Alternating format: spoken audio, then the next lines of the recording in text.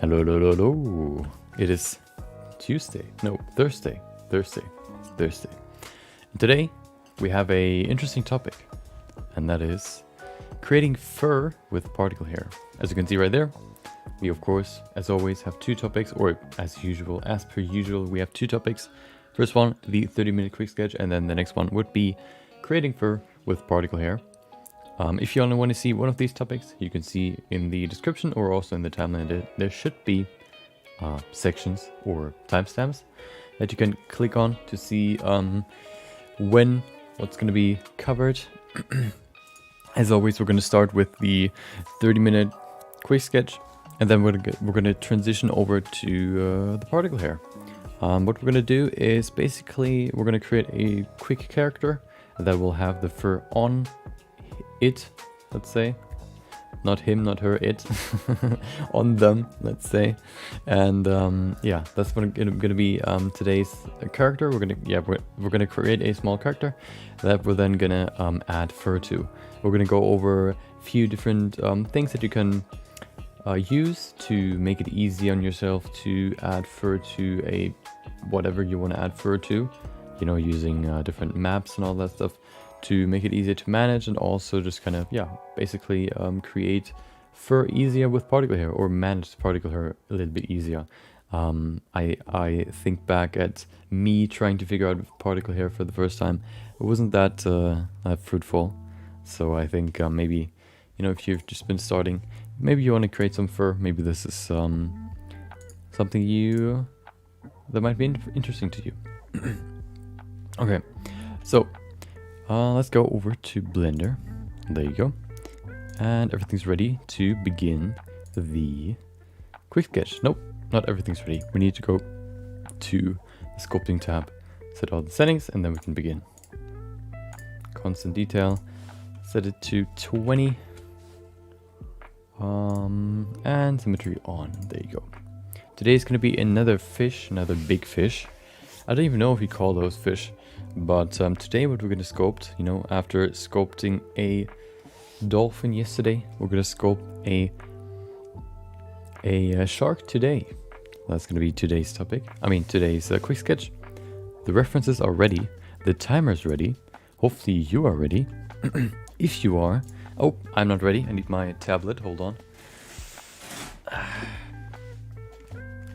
There you go. Okay.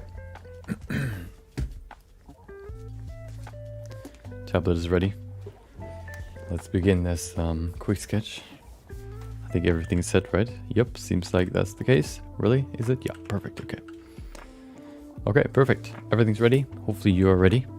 I am now ready to begin this quick sketch. 30 minutes, of course, as always. Time is ready. Hold on. There you go. Okay. I would say 3, 2, 1, and go. There you go. We have... my reference is right there. Okay, let's begin. So of course, comparing a shark to a dolphin, it's quite the similar form or shape, but I think the dolphin just has a smaller mouth, you could say. The shark has a pretty big mouth, you know, to catch all these. Oh, that's a nice mouth, double mouth, to catch all the prey. And you know, the dolphin isn't really like a predator, so he doesn't really need like a big mouth. I don't even know what they eat. Probably like small fish, maybe. I don't even know. But they definitely don't eat like other big, like seals or whatever. They prefer smaller fish, or I don't even know. Maybe even like fruits, or maybe they're like, you know, vegetarians. I don't know. Okay, so of course, first of all, we're gonna begin with the usual big shape of creating the body and the head. Of course, with the reference, always having reference, especially when you sculpt something you never sculpted before, like the shark. I've never sculpted a shark, so it's always good to have reference on the side. It's always good to have reference, even if you're sculpting something you probably even sculpted like a million times. Because maybe, you know, there are so many variations that could happen in, for example, the face, that you probably never really learn all the kinks that, or all the things that could change the look of something. Of course, if it's more something like produced like a spoon, you probably don't need the reference necessarily, but still. Okay, the nose is quite pointy, not too pointy. It's of course round, but still, you know. Welcome back, Hustler. I mean, welcome, Hustler. Watched your channel yesterday and went through your face anatomy video for the first time today. I've created a human head I'm pretty proud of. Nice. Nice, that's nice. Yeah, that makes me happy that it helped you. If you want to, you know, I guess go over what we've covered in the head anatomy again, I'm probably going to make smaller bite-sized videos out of that stream for next week. Probably gonna publish a video next week about how to sculpt the nose in 2 minutes or so, going over the anatomy very briefly and then explaining how to do it. So if you ever want to rewatch it, I'll create some, you know, smaller explanation videos out of the stream 2 days ago.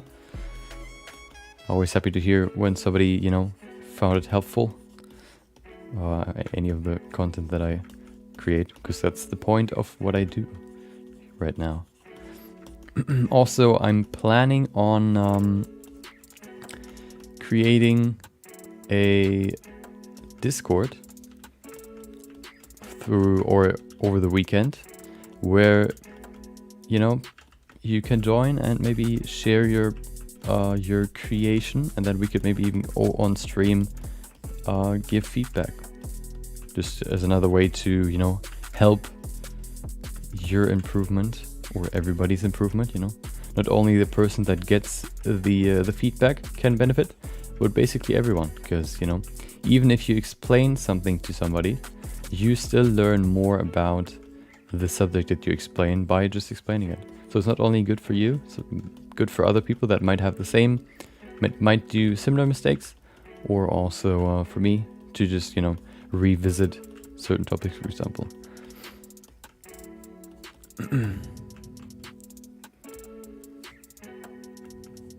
Yeah. Okay, yeah. I'm gonna post a video about that probably on Monday or Tuesday. Monday is usually the day where I upload one of my videos, so probably Tuesday. Okay. That could be like a, you know, like a news segment after the quick sketches, or maybe like a day, depending on, of course, the amount of submissions, you could say.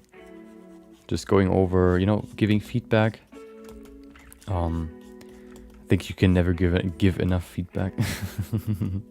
And I think that's one of the best ways to help somebody, because it's tailored to them. And yes, it's you know, you know, it's always like the problem with these tutorials or these videos going over a certain problem, like 10 problems you might do, or 10 problems your sculpt might have, or 10 things to improve your sculpts. But then, you know, 50% of that, or welcome back, Matthew. Hope you enjoyed your weekend. Your weekend? Yeah, your weekend, of course, as well. But hope you enjoyed today. You know, the problem is always with these videos that you probably know at least like probably 50% if you haven't just started sculpting. So it's kind of, you know, wasted time. Of course, it's always good to kind of repeat or revisit, or just kind of, you know, rethink what they say, or just kind of get reminded of what they say to kind of keep it in mind. But I think it's more effective to really get feedback on what you do, because then you know that you do that thing wrong, or you just have that problem. Sounds weird, but, you know, there's something you can improve deliberately that you know that you do, which I think is just time better spent. You know, you only have so much time to spend in a day. Why not spend it on things that you know that can help you?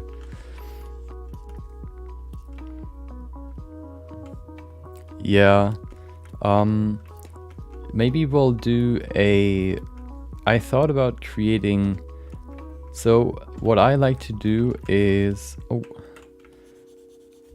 I've done like a week or so back, or like a few months ago, where I've done like I guess practice streams about likeness sculpting, you know, whatever people that I want to sculpt, celebrities or YouTubers or streamers or whatever.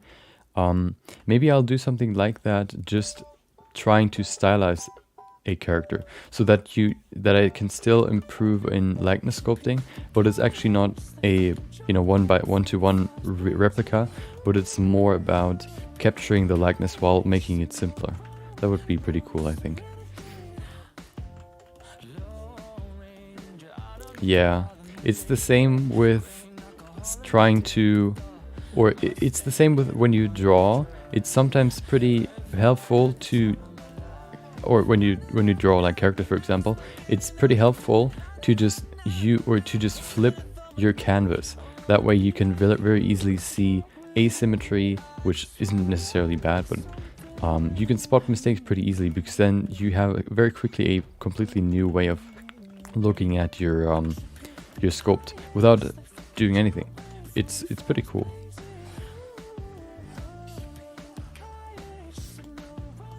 And yeah, sometimes you just, you know, you do stuff and you don't really realize your problems. Even, you know, just revisiting old projects can sometimes help you realize the problems that you might still have, or that you've improved on, by just revisiting old projects, which is pretty cool. Okay, that looks weird. So this will be the fin. Let's see. There you go. Yeah. Okay. Give me the fin.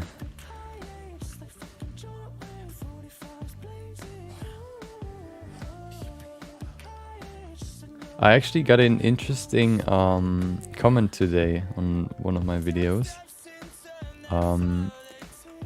So I uploaded a video probably like a few weeks ago.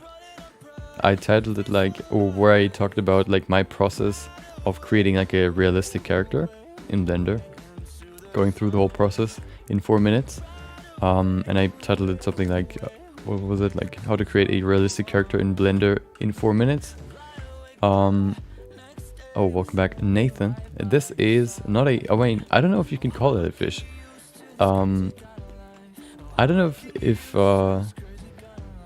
if you consider sharks fishes or not. But I think so, yeah. So I called it like how to create realistic characters in Blender in 4 minutes. But then there was an interesting comment.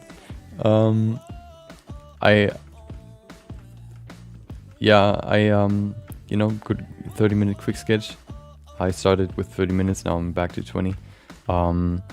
So the comment was like, oh well, like, what was it, like, something like dog shit clickbait title, but the tutorial is pretty good, or too bad the tutorial is pretty good. And I was like, okay, well, wait, what does that mean now? Is it bad now, or is it good? Oh no, he said dislike because of the clickbait title. And I just commented, I'll take that. Because, you know, my thought process is kind of like, when it comes to something like that, when the video is actually good, but it's like clickbait, in my opinion, it's better to clickbait a video so that more people see it and enjoy it, than it is to create a, I guess, more realistic title and less people see it and enjoy it. You might have like a few that, you know, don't like you using a clickbait title, but I think you get more people to click that would enjoy your video by using that title than just using a, you know, I guess,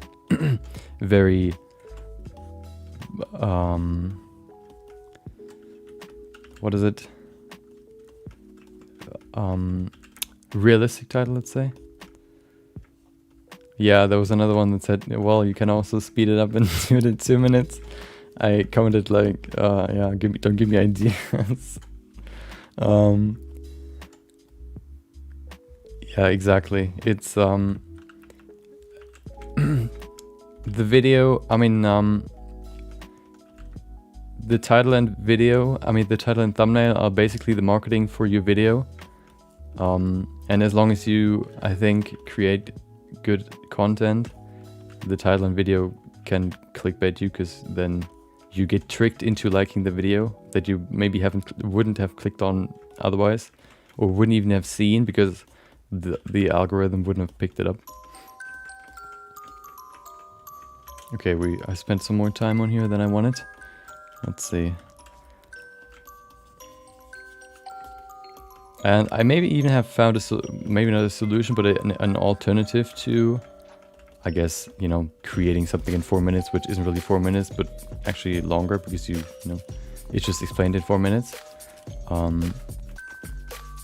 But so one answer that I thought about was I also thought about saying like, oh well, I tried to make the clickbait as obvious as possible, because you know, it's kind of, I think, obvious that you can't really create a character in 4 minutes, a realistic character. But you know, you never know, I guess. Okay. But I don't really see that as a big problem. Or, you know, yeah, as I said before, as long as more people, or the majority, enjoys the video after being clickbaited, if it's even clickbait, then I think it's not bad. Okay. Yeah, it's exactly, you know, this sort of title just, I guess, sort of baits the people that want to do it very, very quickly, or that don't want to do the work, but still want to do it.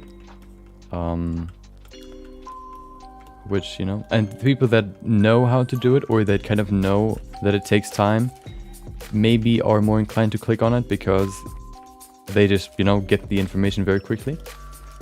So the people that, you know, want to do it quickly, that say, oh, well, you can actually do it in 4 minutes. And then, oh, well, you can. Well, too bad. But then the people that know how to do it, or at least know that it takes some time, say, oh, well, he explains it in 4 minutes. So it's like a hidden invitation, I guess. People that don't know what it is get disappointed, and people that know what it is, they can still enjoy it. Or they get the hidden message. The alternative that I thought about was learn how to do X in 3 minutes. It's just like a simple change, but you get the difference. I think it's pretty it's a strong message to put the amount of time that the video, you know, the length of the video into the title, because it makes it more conscious to the person that sees the title, how short it is or how long. Sometimes you just look through, you know, I think you would be more inclined to click on a video when it says like, it's the exact same video. One is 3 minutes and the other one is 3 minutes as well. But one says like create here, the other one is create here in 3 minutes. I think you would be more inclined to click on the one that says in 3 minutes. Just because you get reminded of how short 3 minutes actually is.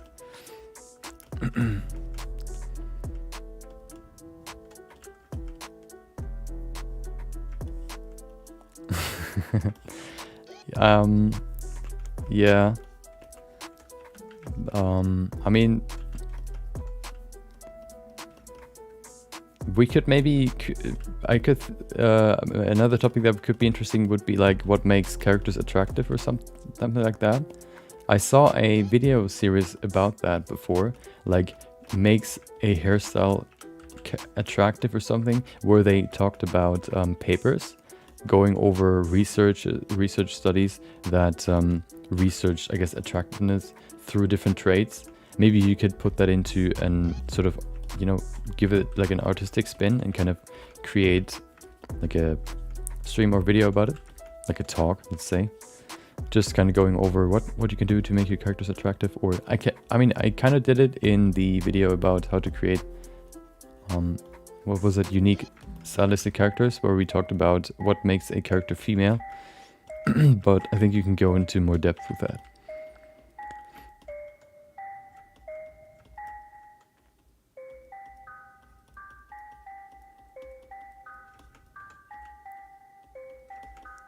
There you go.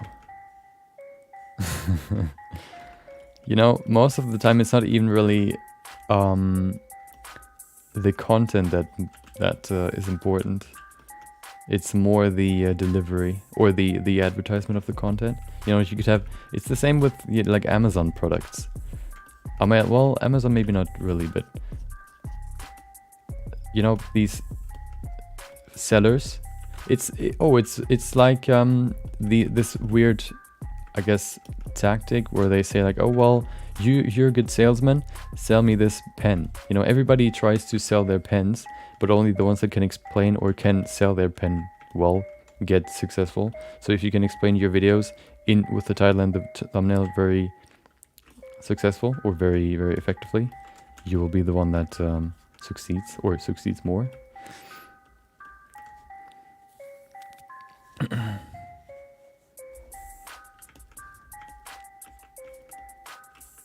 I don't necessarily mean like it's the same, like, you know, what I mean is the similar thing that I've done with the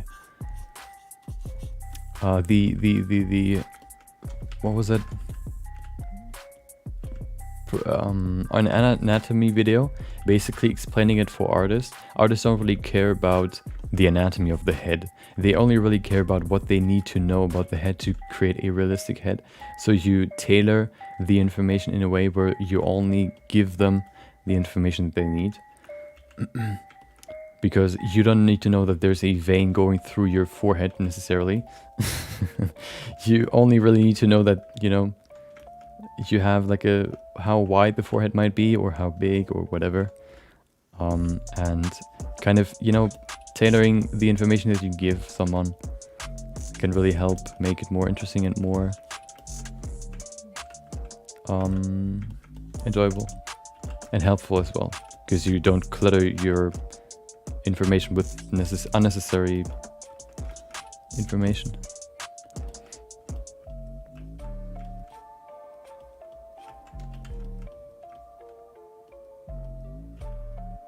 So it's probably not really a good idea to make like what makes a female character attractive, but more stuff like ways to create attractive female characters, or ways to create, I don't know, ways to create sexy females and then stuff like that. Makes it way more attractive than just saying, you know, things that, or, you know, things that make your character more attractive.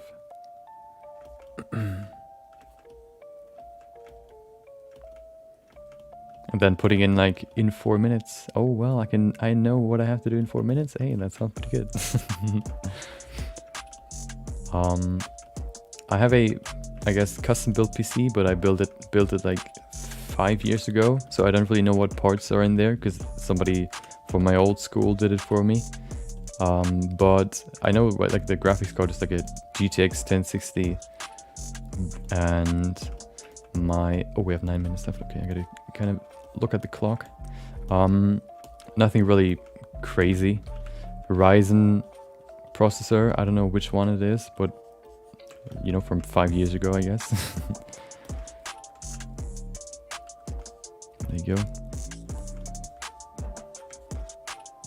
Yeah, exactly. How to create hot girls in Blender.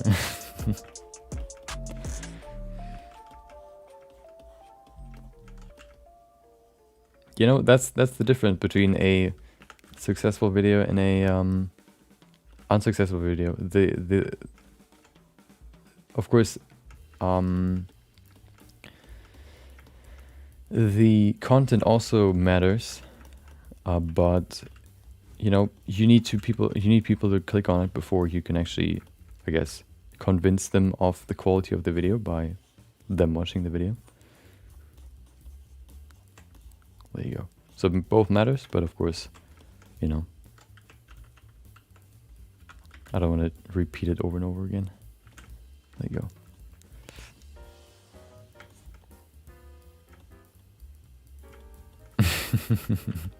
Yeah, it's actually pretty funny how I found that technique, this C and Y technique, with you know, using a big C and then a small Y. There was some I was trying to retopologize a character, and I was looking for a, you know, retopologizing the ear. I was just googling that, and then I found some random Chinese video showing, like, in a PowerPoint presentation, basically with still frames and some text, explaining how he does it. And then he showed like these two shapes, like C and Y, and then putting them together, and I was like, oh my god, that is so easy.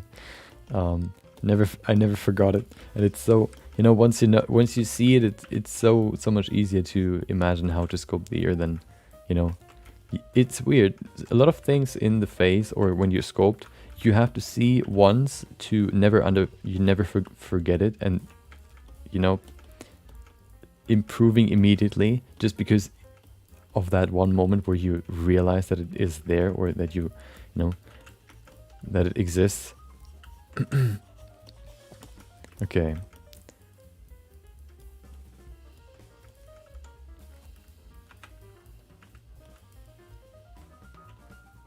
I don't want to make the nose too long. Okay. So currently I'm not using color because at some point I decided to not use color. So what I wanted to do basically is I wanted to focus more on layout, and, you know, I wanted to have some more time for layout and compositing when it comes to my quick sketches, because I've done environments more previously. So I wanted to have some more time to focus on layout and compositing, as I said 3 times now. And to do that, I decided to remove color out of my images, just to have some more time. I kept that just as a challenge, I guess. So to bring them back, we are working on an animation right now that will bring back the color. Once the animation is done, I'm gonna continue working with color again, which I think can be quite beneficial, because I see the deficit of not using colors, especially in these sculpt sketches, because you can, I think, very easily just make a sculpt look better by adding some color. But yeah, this challenge is still ongoing, so I'm not gonna budge, and we'll only do it once we finish the animation.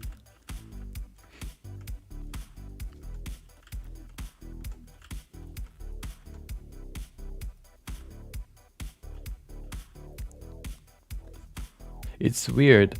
So that's why I wanted to do this, you know, the stream about the anatomy. I think a lot of people talk about how they think, but they don't really necessarily show it. So stuff like, oh well, you should work in layers, or they show it in, I guess, paid courses, which is what I have seen. But you know, they don't really go over stuff like, oh well, you know, what the layers actually mean. How do the muscles look underneath the fat? How do you put the fat on top of it?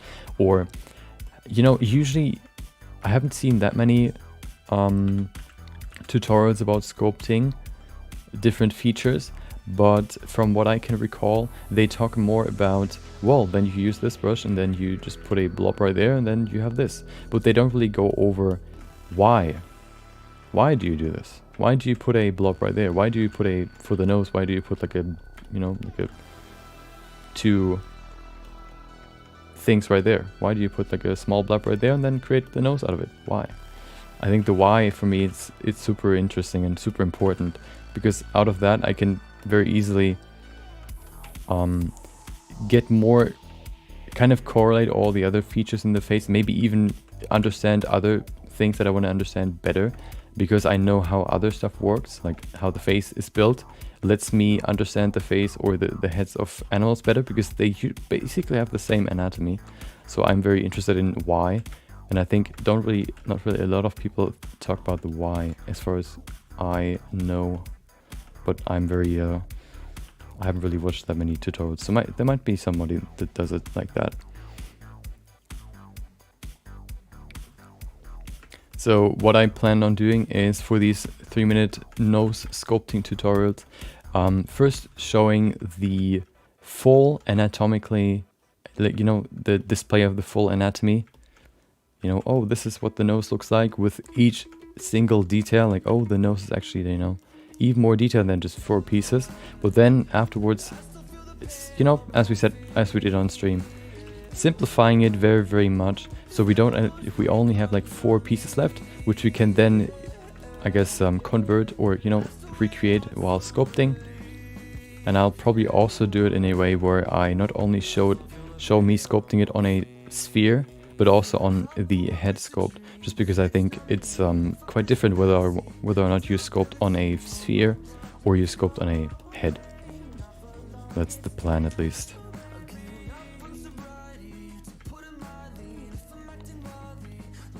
Yeah, that's exactly why when I started sculpting or drawing, actually, I was always looking for these time lapses, just because then you can just put the time lapse at like 50% and you can actually see the full process. You know, sometimes they edit their maybe even their their time lapses, and you can't really see it. And there are these channels that just upload time lapses of, for example, Photoshop, like drawings or whatever, or artworks. Which is super helpful if you're like a beginner, because you can just, you know, slow it down and just look at every single brush stroke. Okay, this looks weird, but you know, it is what it is. It works.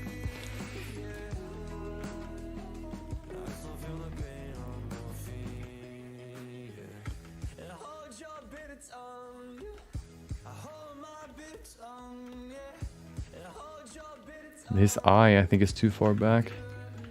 We're gonna pull it forward. Zip. Oh.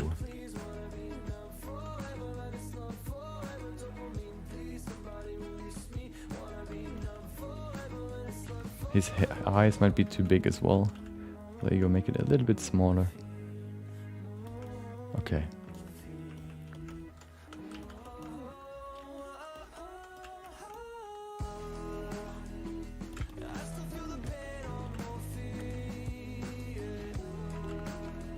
We have, 27 seconds left. Oh no. Let me put in some smaller details here. There you go. I don't know why I always get into this stress at the end. I get distracted and then I lose all that time. Oh, we need some gills here.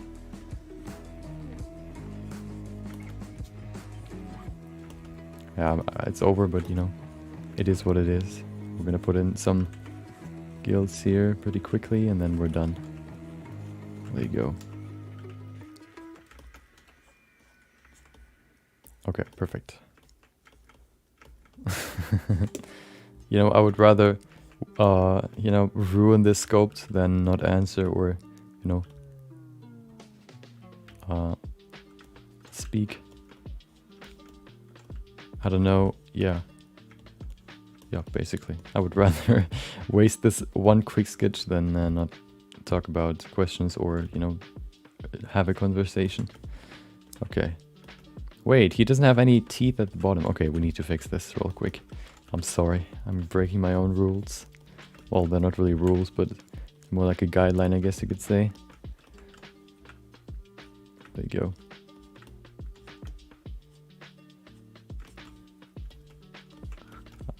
I actually, so,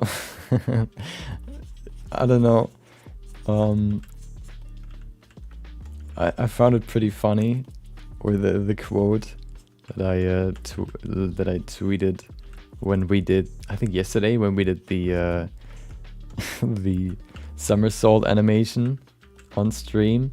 I've never done like a full body rotation with a rig or animated one. So I basically just tweeted like, every time I learn something new, I realize how stupid I am.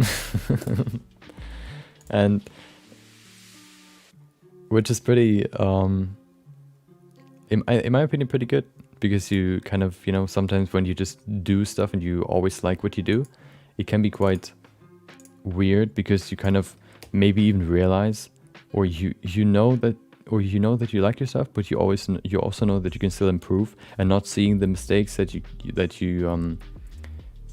do is kind of, you know, probably the worst thing that could happen.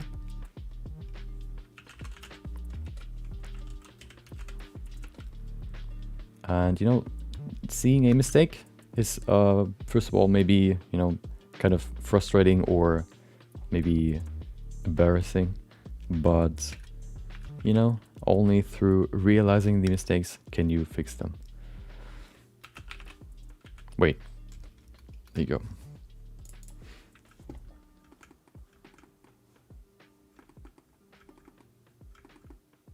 Voxel, okay.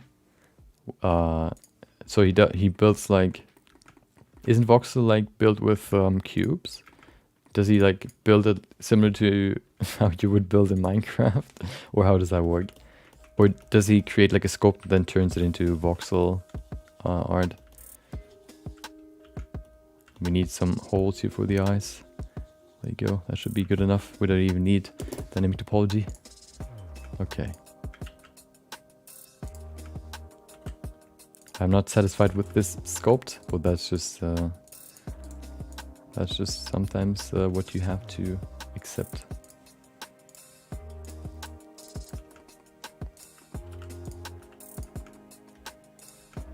I've seen some tutorials recently. I don't know why they popped up in my feed, talking about how to create 2D pixel art animations for games in Blender. Seemed pretty interesting, but well, at least it seemed pretty interesting when you're interested in it, but I'm not really, but so it's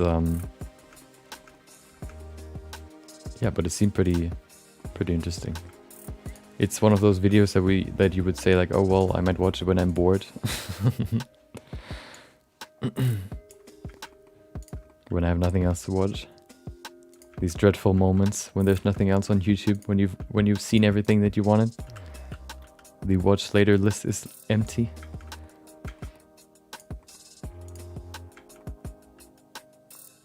Similar to when you want to play games, but also all the games you have you don't really like anymore.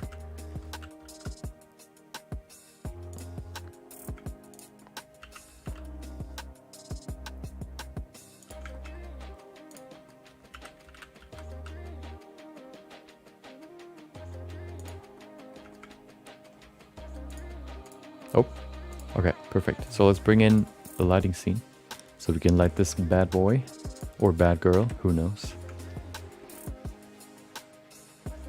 Oh, okay. Ah, isn't unturned? Oh, okay, yeah, I get what you mean. So very simplified. Yeah. Oh, welcome back, James. A Charmander. Oh, nice. With fire simulations, or with how do you make the fire? Sculpt it.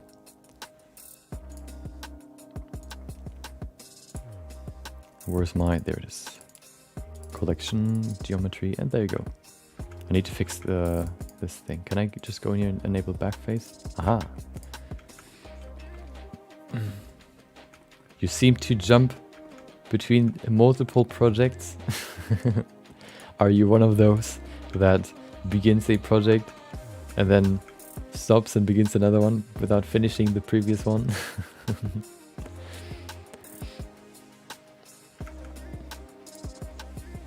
Yeah, that's probably one of the most important aspects of sculpting or creating any art, even drawing. Understanding how simple you can make a thing, or seeing the most simple shapes in an object so you can replicate those and then just detail them more and more and more so you can create the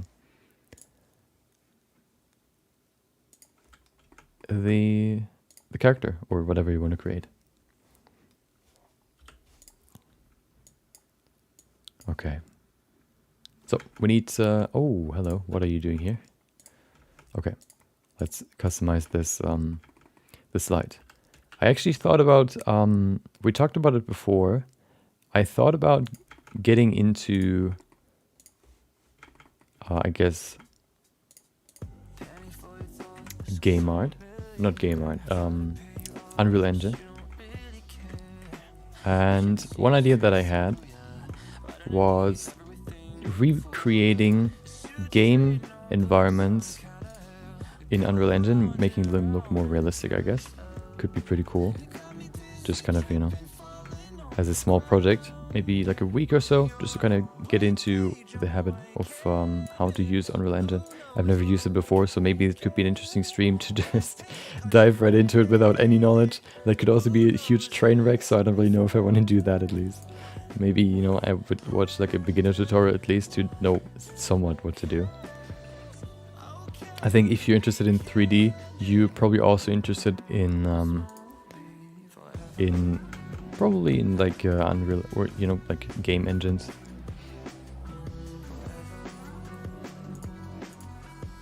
My madcap? Do you mean this one here in the sculpting thingy? This one? That's just a basic madcap. I like this one because it looks more like skin. It's this one here.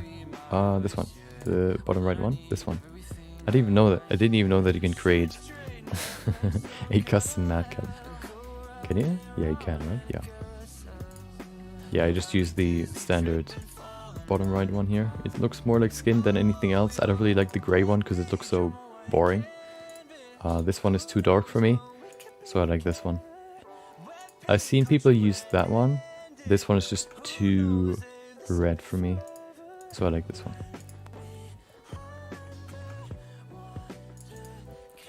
The fifth, is that like a law term where you can like plead, I don't know, not guilty or whatever, and then you get into trial?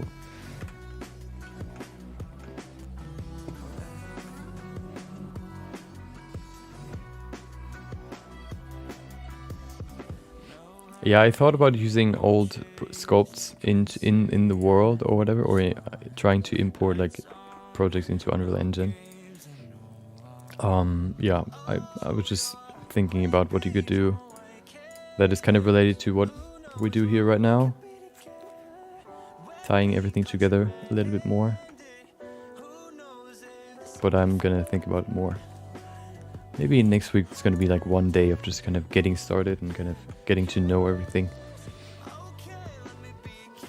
Oh, I need one more light. I wanted to light up his mouth a little bit more because it's quite dark. There you go, just a little bit. Look at him with his cute little eye. Okay. Do we even need this light? This light isn't even visible, right?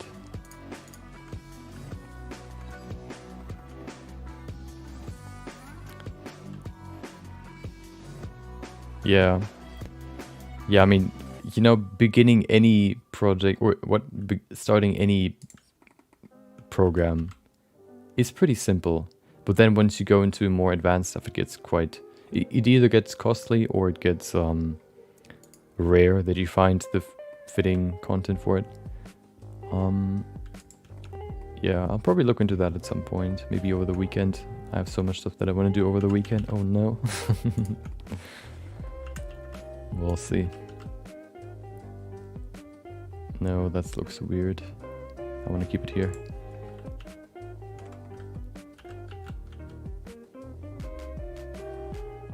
I think that's okay.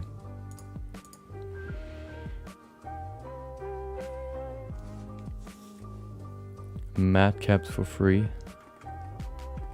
Yeah, YouTube doesn't like links. You can post the link, but then put a space between, I think, the .com or any dot basically in the link, because any dot will be recognized as, you know, a link. So if you put, yeah, the first dot in, no, hold on. Basically a space bar, not a, yeah, a space bar between any dots should help.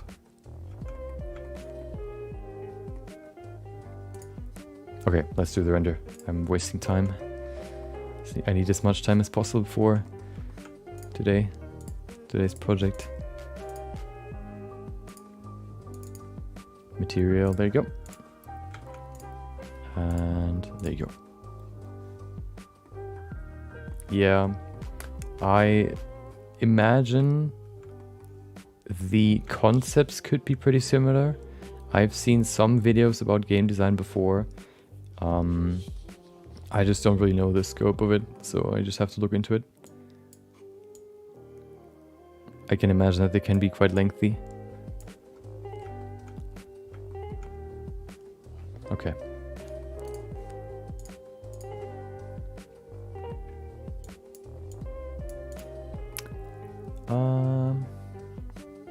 Yep, perfect. Let's do the quick render. 50%. And there you go. Oh, okay, hold on. Madcap. Interesting. Never looked up any madcaps. Hold on. Wait. Oh, there it is. Let's see. I guess you should put www in front. Nope. No, hold on, I'm missing something. Oh, no, that would be weird. I guess .com. Nope. Wait. Let's try again. Nope.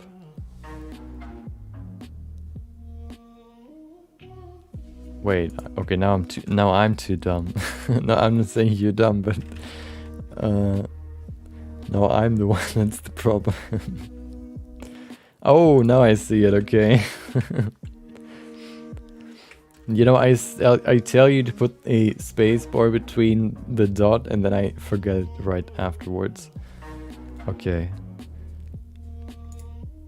See, the only real madcaps that interest me are the ones that might make certain parts more visible, but then I would never use a chrome madcap just because the reflections would distract you from whatever you're trying to see, I feel like. The only one that might interest me here is the one on the right. Wait. The one on the right, because it looks more like skin, but then it doesn't really look very different to the one that I already have, so yeah. I think I'm quite happy with the one that I have. As long as I don't see a huge difference, or like a huge, a huge improvement, I don't think it's worth, or, you know, trying or doing research, looking up like any or more madcaps, because madcaps basically only display your sculpt a little bit differently with maybe like different simulated lighting, which yeah, I'm quite happy with currently. And it can even be confusing if you use like a madcap that looks super different. But if you find a good one that you like, maybe you can convince me. So I'm never completely refusing to use another one. Aha, look at this. Okay.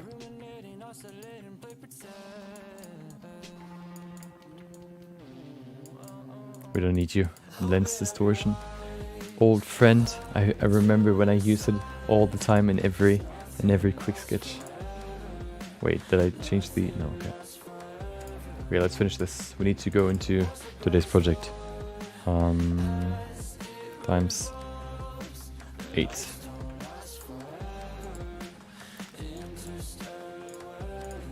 Okay.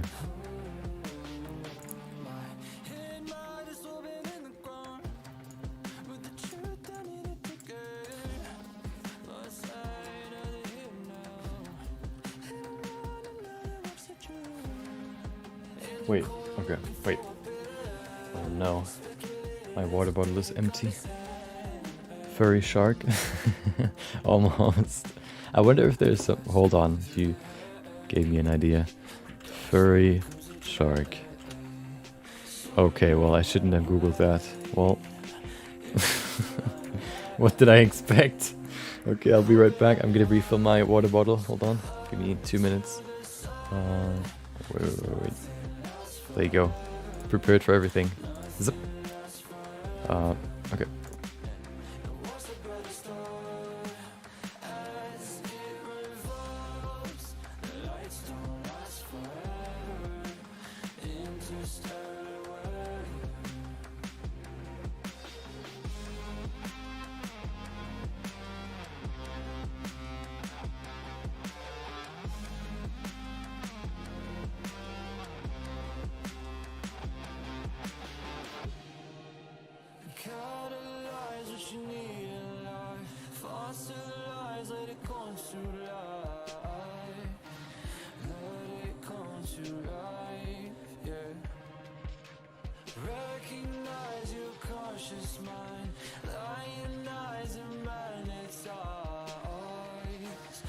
Okay.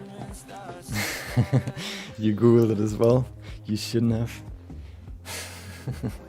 Okay, I think it's done now. No, it's not. Okay, perfect. I have some more time to drink.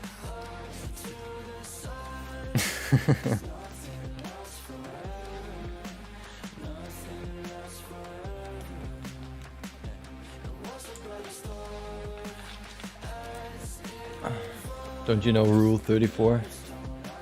If there's, if it exists, there's porn of it on the internet. So I think sharks aren't the most absurd thing you could find. Not trying to, you know, test you or whatnot.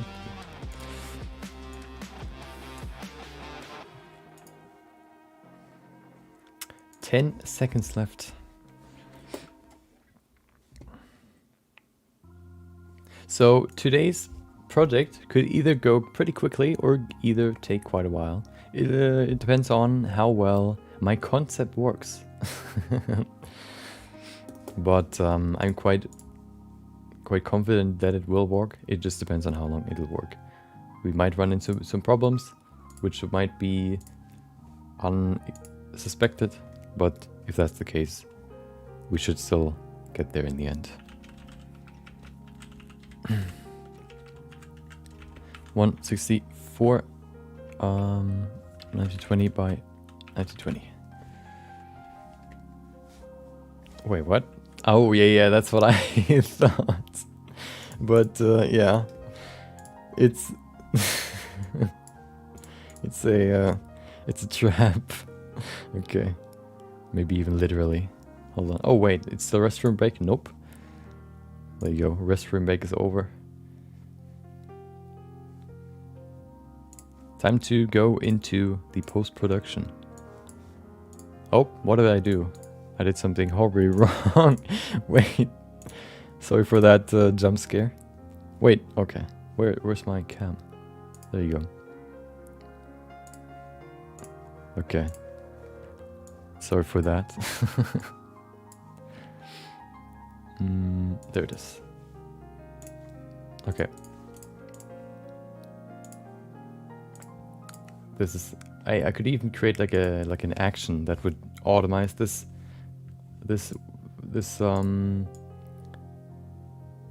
part of the okay.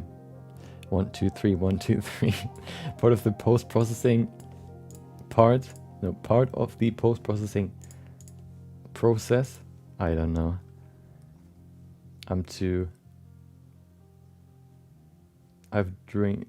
Okay, I'm just gonna not speak anymore.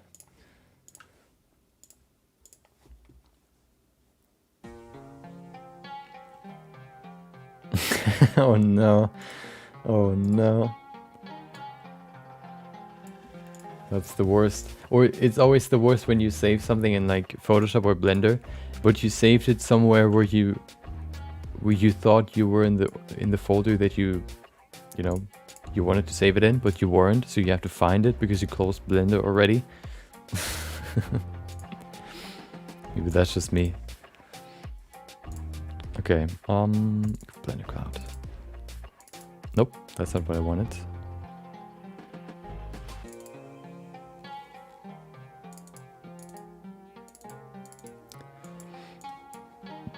There you go.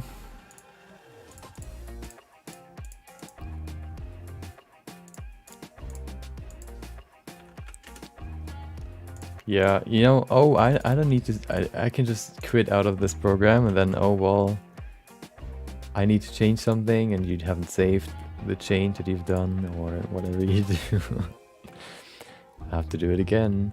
Or, oh, I don't need this, I don't need this file, I don't need to work on this file anymore. I'm just gonna close it and then 2 seconds later, well, time to open it back up. There's one more thing that I want to change.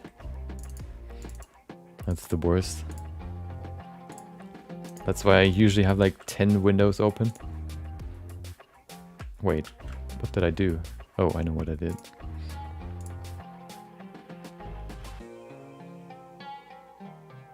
Oh, okay. Oh, you mean because you've saved it like in multiple places and then you have to find them and delete them? There's actually a program that does that. I think you can use CCleaner or CC Cleaner, whatever. I think CCleaner. That tells you if you whether or not you have duplicates.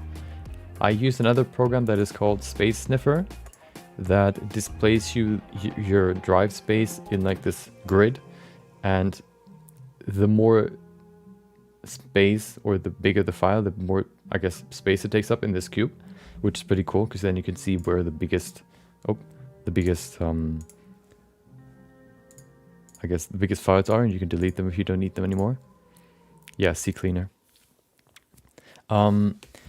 It's actually pretty crazy. I have my 1 terabyte hard drive, my second hard drive, and I don't know why, but in this Windows, I don't even know, like games folder that you cannot access without changing the safety settings in Windows, there are these 50 gigabyte Athena folders, and I can't delete them because I need to change the safety settings, and I don't want to because I'm lazy. So they're just sitting there and wasting like 100 gigabytes of space just because I don't even know where they come from, because Athena I can only, relate back to Sea of Thieves, which is from Microsoft, from the Microsoft store. But I don't even have Sea of Thieves installed, and it's twice. There's a folder, two folders that have that name. No, it's not in app data. It's somewhere else. I think so. I need to do it again, but it's so much wasted space. Okay. As always, good old compilation, 3-minute compilation. Yeah, I've been in app data before, but it's not there. It's in some deeper folder where you can access without some special, I guess, access settings or whatever. Yeah.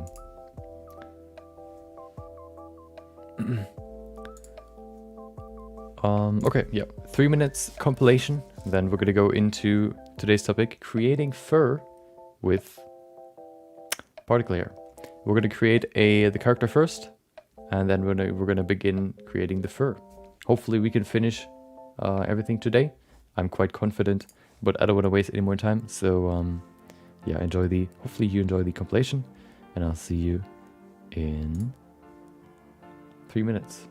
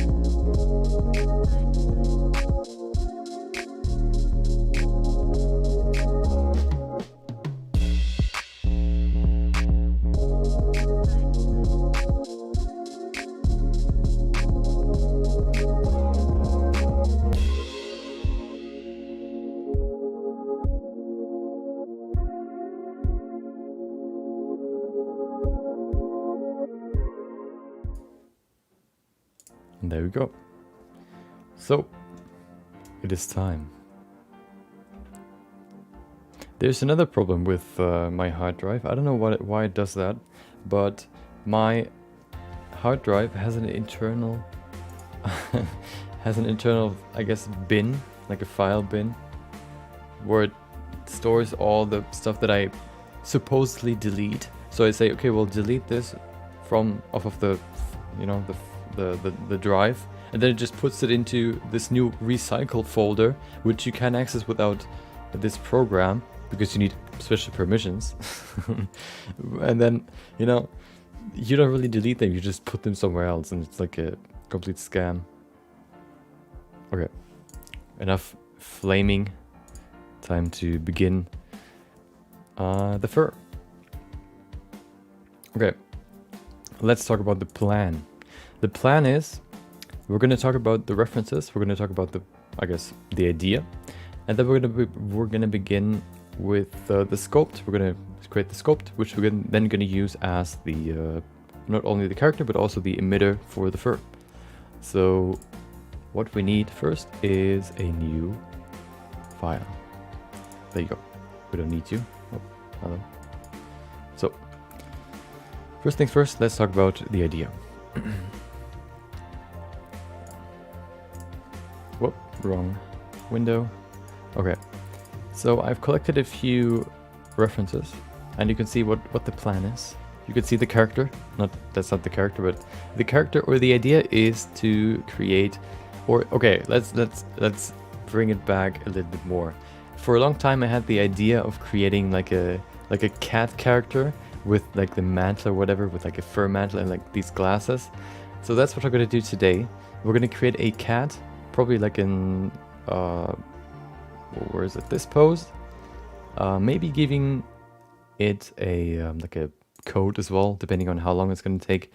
And then once we have the sculpt, okay, we can go into adding the fur, and of course after the glasses as well. So the plan will be to create the sculpt, and then we're going to create the glasses, and then we're going to create the fur. To make it quicker, I guess, to create the sculpt, we can use the quick sketch from a few days ago where we sculpted a cat as a base, which we can then modify to make it more mature, I guess. The one that I sculpted back then was more, I guess you could say, juvenile. And the references are not only here to kind of, you know, show you, or they're not only supposed to be references for the fur, but they're also references for the different patterns. And also, of course, I have these Sphinx cats, so we know what they look like without fur, so we can actually sculpt them properly. We don't need to make them realistic necessarily, just because, you know, they're gonna have fur in the end anyway, so you don't see, you know, the skin. But at least they're a little bit, you know, they give you more information on what the body actually looks like. And then you have the other ones that are more inspiration, like this one or this one here. That will be more about the aesthetic than anything else. Exactly. The pimp cat or the diva cat. Okay, which is actually pretty funny because then you have not only a fur, have fur on the body, but also on the coat. So this will probably take too long for today, so we might only do, you know, the glasses and the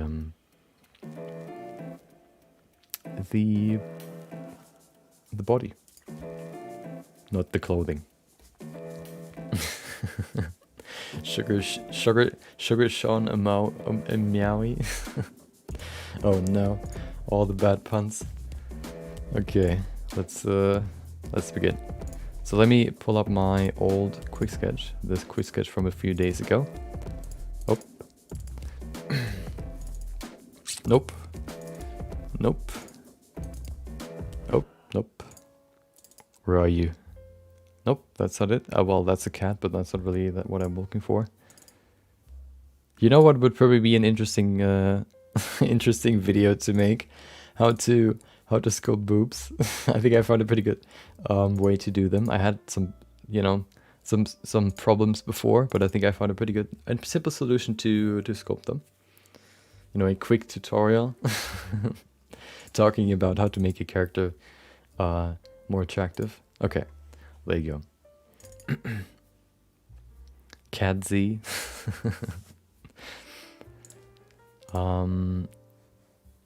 Okay, we need this one. Perfect. That's the cat that we're going to start with. Of course, she looks a little bit too fluffy. We're going to use that as a base though. It's just so we can, you know, shave some time off. So we're going to delete everything that we don't need. We don't need this. What is this? The eyes. Well, we can keep them probably. Although I'm probably going to remove or change the eyes, so I'm going to remove them as well. Okay. So let me set up my references real quick so we can begin. If you want, I can show you. Oh, we're still in display capture. Okay. Let me show you how I set up my references. There you go. The window is always where the chat is. Because, you know, I don't have the chat on my screen, only in the overlay. That's an old file. Let's make a new one. If you're wondering what program this is, that is called, what is it? Pure Ref. There you go. It is, I think, free, or it costs $5. I think it is free, but you can, you know, you can donate if you want to. I think I donated $5. Usually, if there's something for free, or if I find something helpful and it is for free, I like to give them at least something. Okay, let's import the references. Nope, that's the wrong folder. There you go. Okay. We need everything, so zip. There you go. Everything is in here, but of course, it's not really structured in a good way, so we can see everything. I wanted to space them out some more and put them more on top of each other. So we're gonna make those bigger. There you go. Probably also, you know, rearrange them a little bit so that the Sphinx cats are all together. Never had so many cats on my screen all at once. Oh, kitty overload. There you go. Is there another one? Look at this. A cat with 3 hearts. One right there on the mouth. She knows what she looks like. She's proud. Okay, there's the last one. Dangerously broke. Oh no. Yeah, exactly. You can put 0.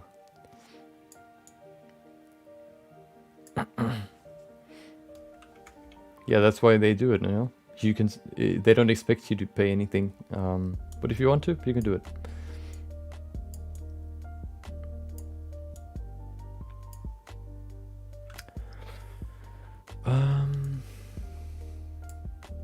Yeah, I mean, yeah, let's put the glasses down here and let's put the fur up here.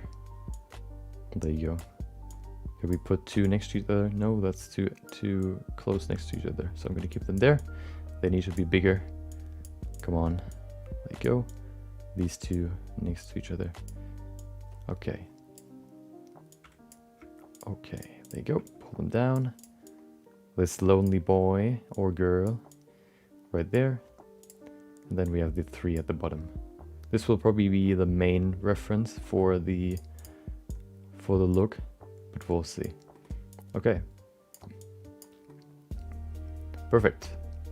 Now, of course, I can just zoom in and zoom out. And even if I click into Blender, it will still stay on top because that's how it works. Smoke a... Oh, okay. I thought you meant like a bowl of cereal, but something similar. Some sort of food. Okay. So this will probably be the main reference for the body. Just because, you know, it's naked, so we can't see... we don't get distracted by fur. Let's begin and creating the body. The biggest difference probably are the proportions and also the volume. So what I'm going to change first is probably smooth everything so that it is... Hold on. Thank you, Devil Peace Arts.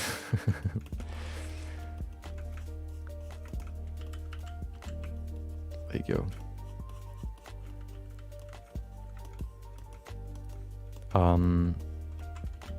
You know, to make it easier to create the body. Of course, the fur needs to be gone anyway. So I'm trying to remove these very, very sharp points here because they can create some artifacts if you smooth them. Hold on, we actually need to enable dynamic topology so we can remove them. There you go. Okay, that's better. Seems like you've brought a friend, Hustler. Welcome, welcome. Yeah, today we're gonna go over how to create fur with particle hair, and also some tips on how to manage and how to use particle hair a little bit more effectively, I would say, especially for fur. Okay.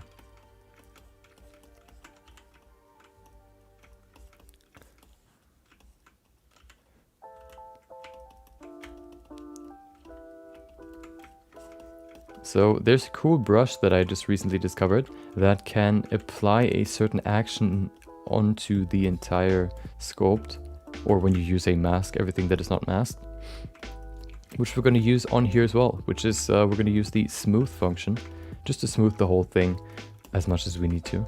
So we don't need to use the smooth brush for it, because that would just take longer. There you go.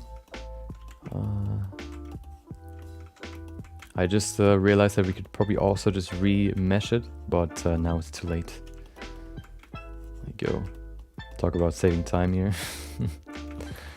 Okay.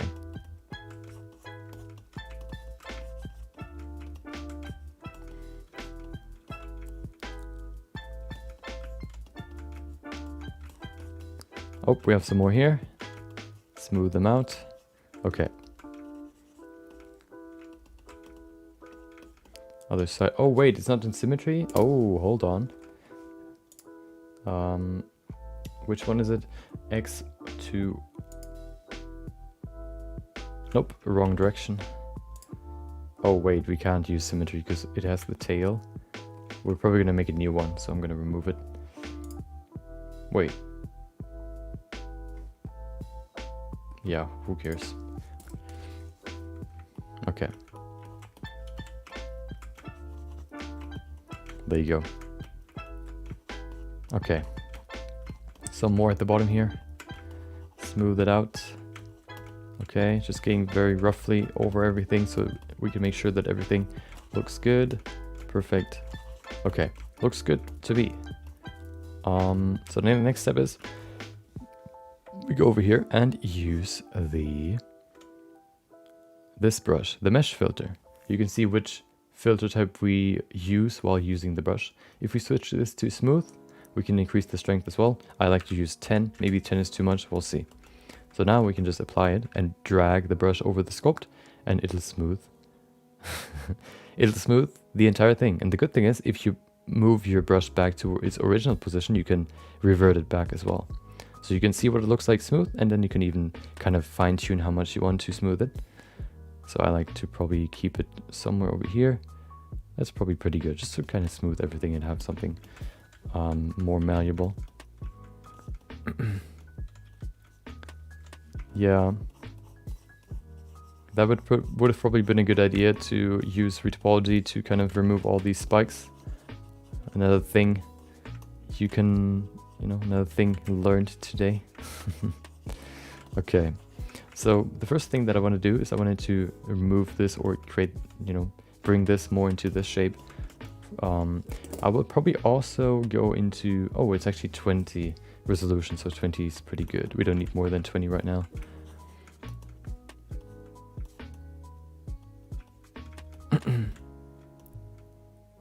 Oh wait, what? Start a new sculpt, just do Shift R and then Control R. Shift R. Wait. Shift R. Control R. Create or wait. No, Control R remeshes it. How do you open Shift R? Whoa, what is that?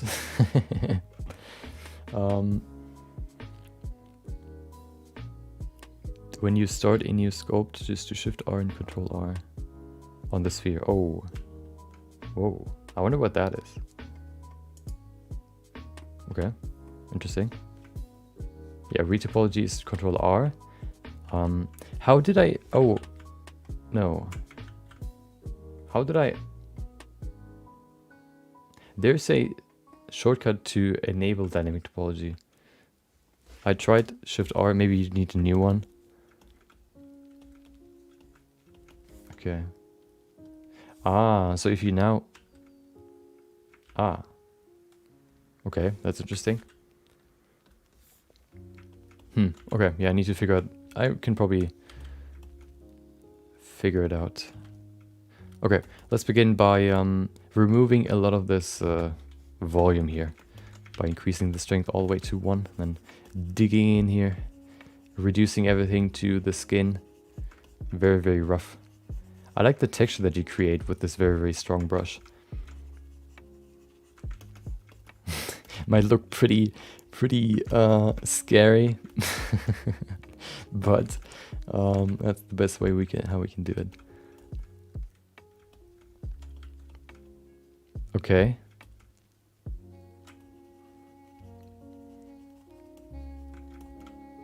Shift R to select the detail, like the value in dynamic topology, and Control R to apply it. Okay.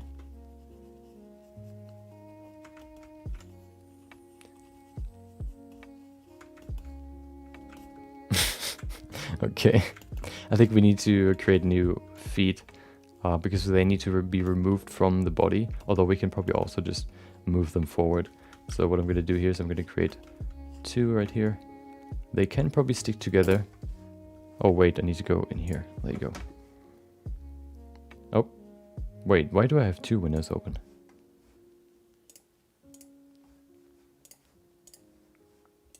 There you go. Okay. We're losing time. Okay.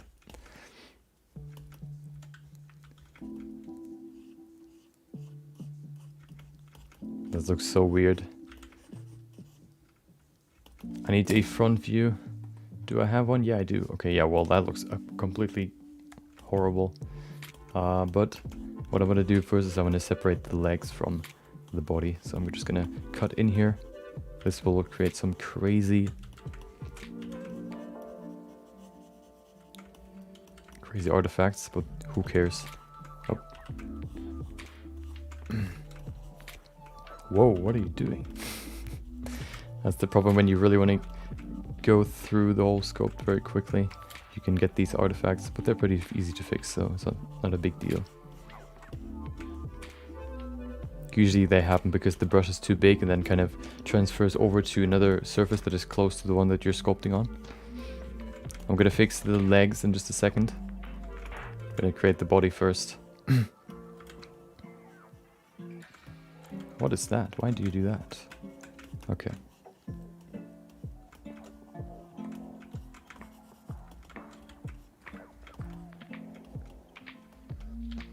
Okay. If you do voxel remesh before you dynamic topology, you'll get the voxel error when you enable dynamic topology and it will remain. Okay.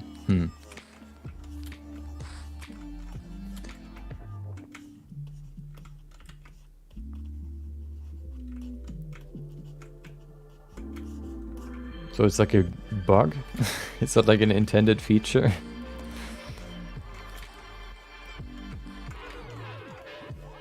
Okay, I'm gonna create the body first and then we're gonna add the legs later. The legs need to be, of course, here somewhere, but I wanted to reduce it to its full form first, or to its body before we add the legs. Okay, that's probably better. Yeah, it gets closer. Of course, the legs are completely out of place.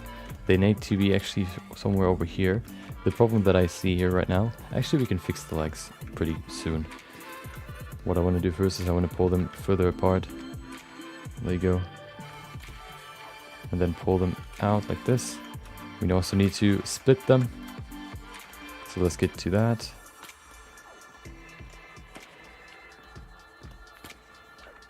Oh. We can also use the snake hook brush to just pull it up.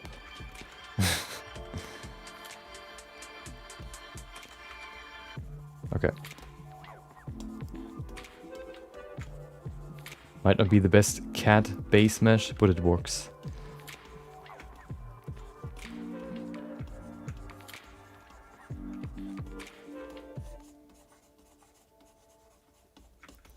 Okay.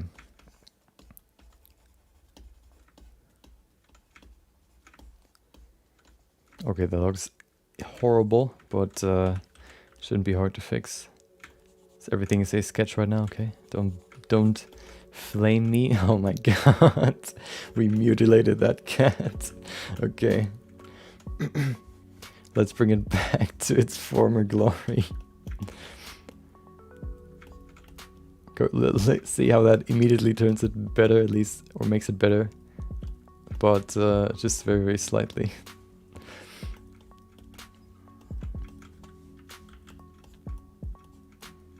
Yeah, that could be interesting.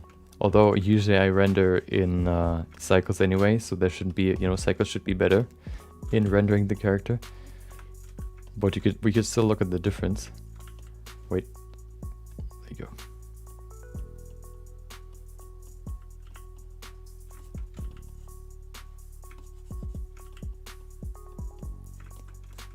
Yeah, the Garfield is kind of kind of dead right now. We need to recover him from his horrible accident. Okay. But he still looks somewhat happy, or you could also say he looks shocked, depending on how you interpret his face.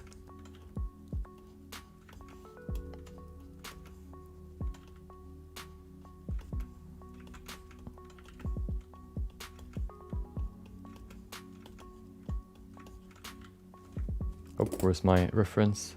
There it is.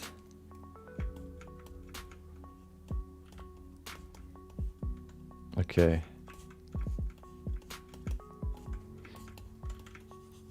We shaved him. Now we need to bring back his limbs.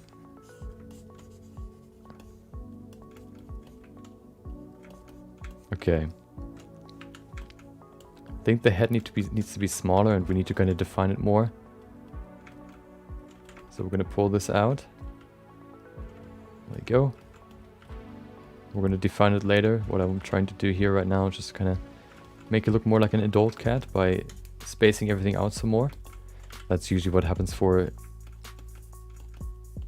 I guess, humans as well.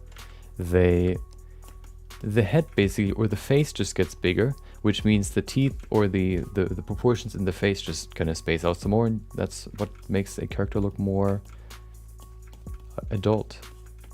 Look at that, he immediately looks more like an adult cat.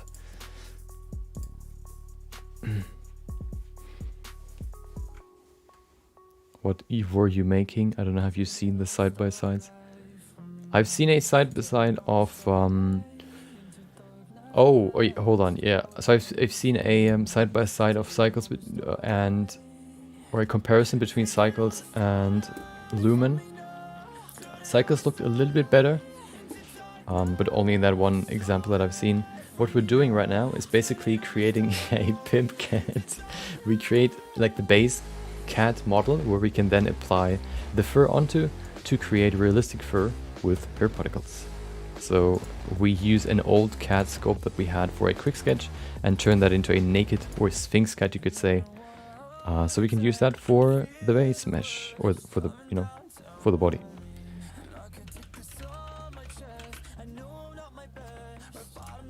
Okay. Connor McKitty.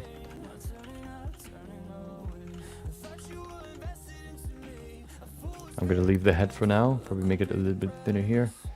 Okay. Look at him. Okay, perfect. Yeah, I'm gonna change the head more later. I think the legs need more work.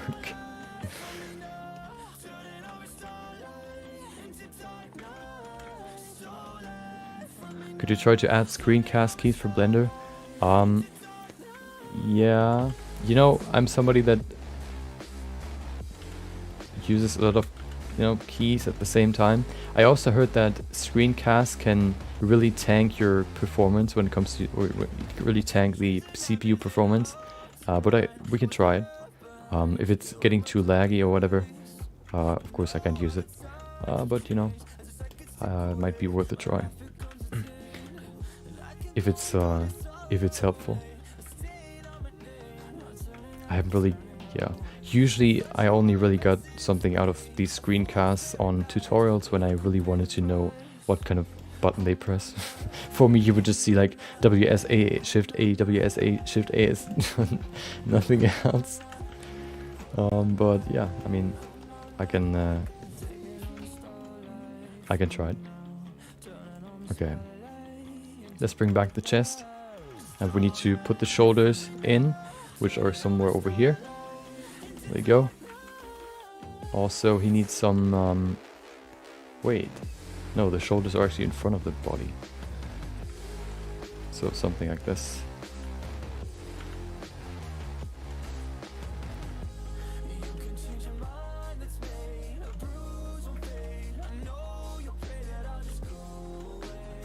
Okay, make him slimmer. He hasn't eaten for a long time. He also has no legs. Yeah, I know that they help, but I haven't really thought about that yet. No. So yeah, I'll look into that. Let me just put that on my notes real quick so I don't forget it. Because I tend to forget things quite quickly. So, to do. Wait, where's my to do? There it is. Screencast OBS overlay. Okay.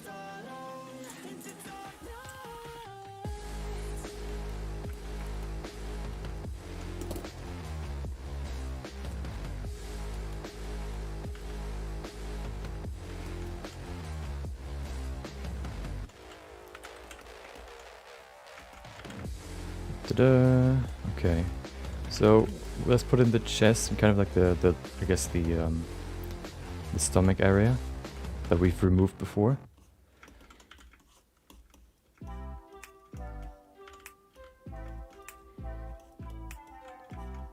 Community picture posts.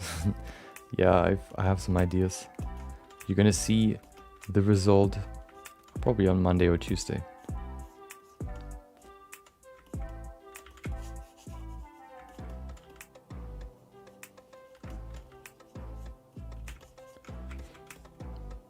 Yeah, I just wrote it like that because, you know, I have to put it into OBS anyway. Usually what I do when I create notes, I don't really care about if it actually works like that. I just care about my thought process. And if I remember what I thought about, then I can think more about how it works. So I don't really care about writing down how to do it, but more my thought so I can rethink that thought later. So don't get confused.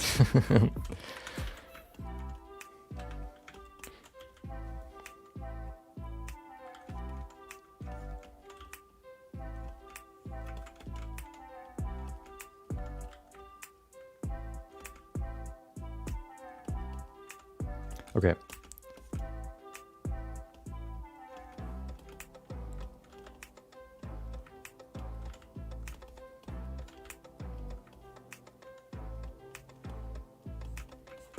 These paws look too big, so we're gonna make them a little bit smaller.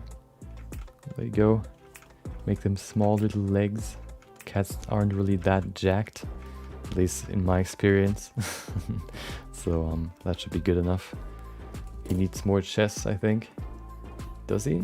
Ah, yeah, we can define the chest a little bit more at least.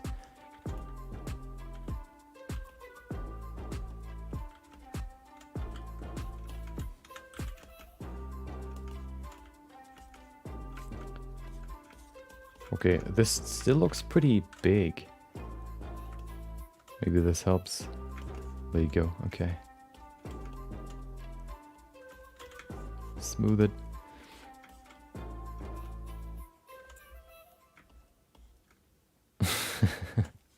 You know, if I wanted to sculpt as much as possible, I wouldn't stream. So you shouldn't feel bad about chatting.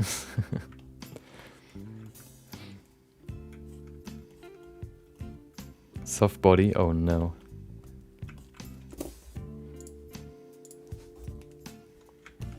Okay, this definitely looks better than before, although it still looks as if he needs to be longer. So we're gonna grab him and pull him apart.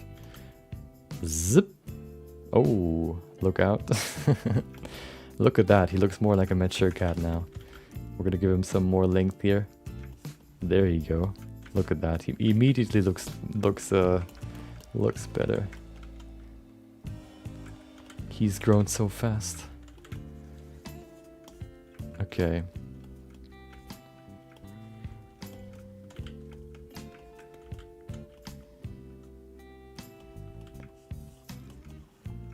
You know, if I want to concentrate, I'll just ignore you. I still have the choice. I don't have to read the chat. So, you know, given that I do, you don't have to feel bad for typing. Okay. Put in some... Okay, so I think the arms needs to be a little bit...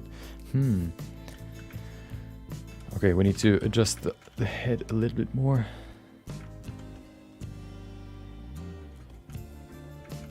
Yeah. And then we can pull this out some more. He doesn't have any chesticles anymore. Okay, make his shoulders a little bit wider. There you go. The ob. What is the ob?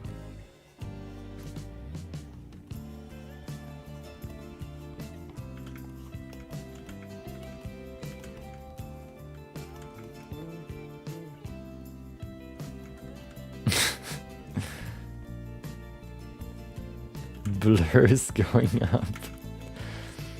Okay, this might be too far forward, so we're gonna pull it back. Oh, hold on. Oop. Okay, there you go. Another hidden trick for the snake hook brush: you can twist or make a circular motion to twist the mesh, which can be quite helpful sometimes. But there's also the rotate brush if you need to rotate something.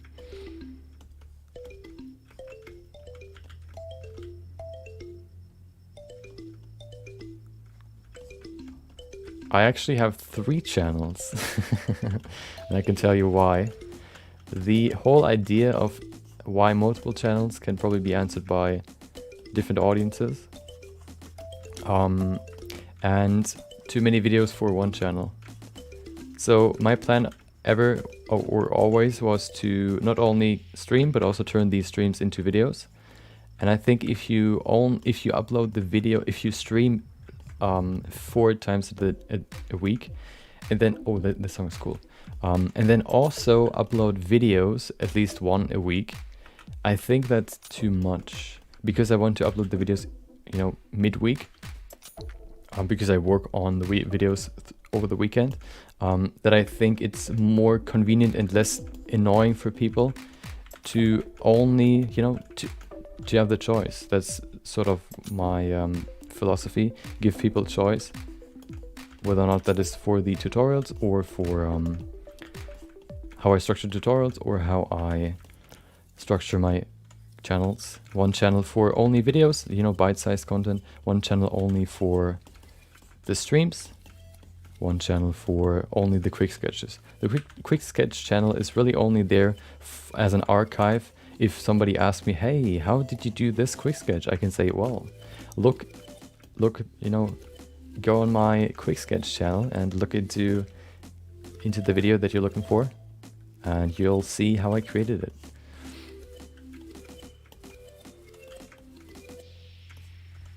Yeah, I upload. So I stream 4 times a day. What? Okay, yeah. I stream 4 times a week, and then upload the quick sketch to my quick sketch channel every day, and then create a video every week. Well, that's at least the plan. Maybe even 2 videos when they're not too long. Usually I only really have time for 1, because I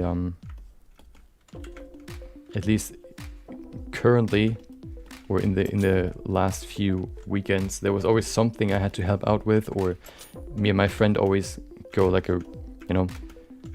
just go out and like on a quick walk for like an hour or so, which takes up time more than an hour because you have to, you know, prepare and then actually do the walk and then come home again. And it's always, you know, a little bit, and you have to do a quick sketch every day, which may sound like a chore, but it's actually what I chose to do, so I'm not complaining.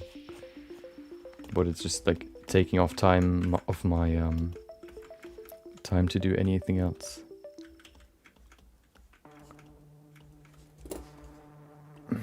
Oh, this song is also cool, but it's more gritty. Hey, okay.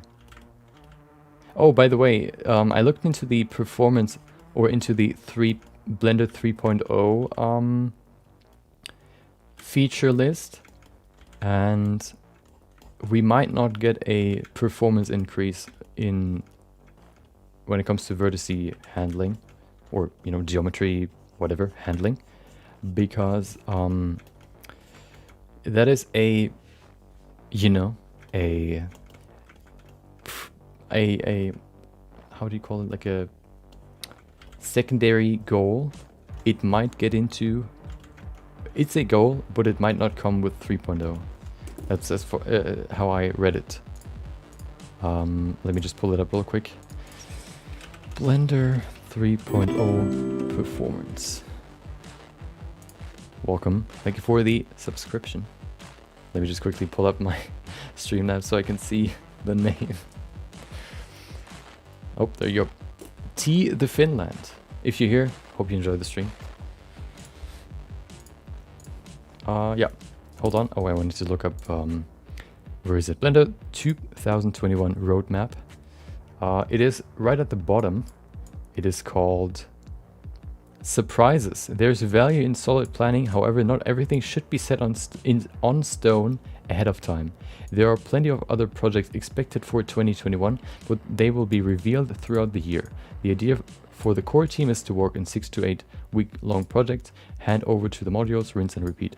The short cycle, a teaser. Here are a few ideas being considered. Independent physics clock in viewport, whatever that means. I guess you can do physics, multiple physics in different windows or whatever. Mesh editing optimization, there it is. Brush manager for painting and sculpting. Snapping improvements. Real-time viewport video compositor. Collection settings for persistent I/O and baking. Restrictive overrides. Collection nodes, which sounds pretty weird. And then dynamic particles. So they're all surprises.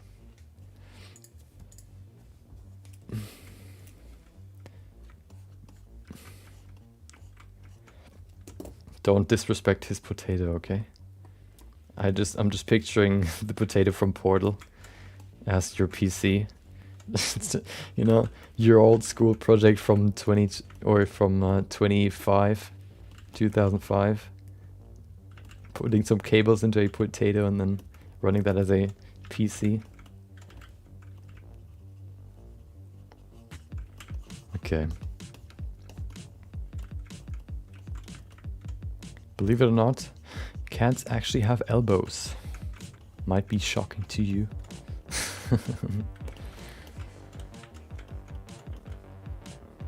I remember my old graphics card died because it got too dusty. I remember playing Trackmania and then all of a sudden green, purple, black. And then, you know, the PC was still running, so I was like, wait, what? And then I tried to restart and it was the exact same.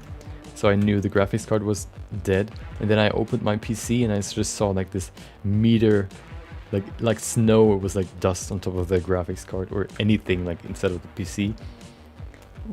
Because I put my PC into the corner of the room, which meant that the ventilation basically went into the wall, so it didn't work at all. So I basically killed my graphics card by dusting it, or you know, by having too much dust on it. It was a sad day, but also a good day because then I got a new PC.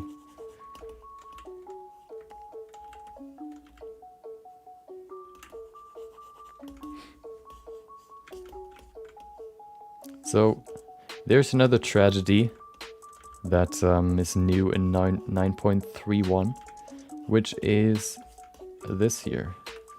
Oh no. Why are you transferring over to the next part of the geometry? Why don't you just select what is connected? Why do you go over? Why? That hasn't happened before. And now you're betraying my... You're just breaking the rules. Oh. Okay, I need to concentrate some more. Hold on. So there's something weird about this cat. I can't really pinpoint it. Probably the chest. The chest is too low, and the legs just look weird.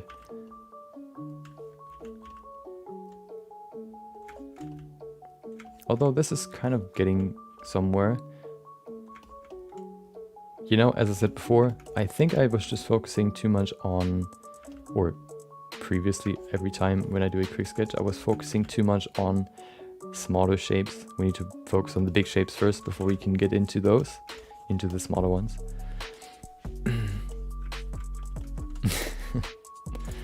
Hoping that a piece or that something breaks so you have an excuse to buy a new one.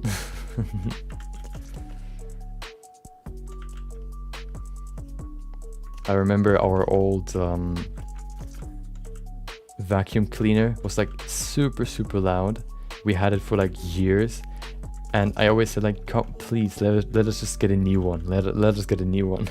My mom was always like, no, it still works. It still works. We're gonna get a new one when this one's broken. Then at some point my dad was just so annoyed because it was so loud that he just on a whim decided to go to the nearest store and get a new one.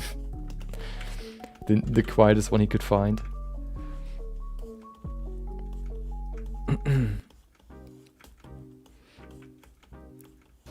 So I have been trying out basically any platform. I use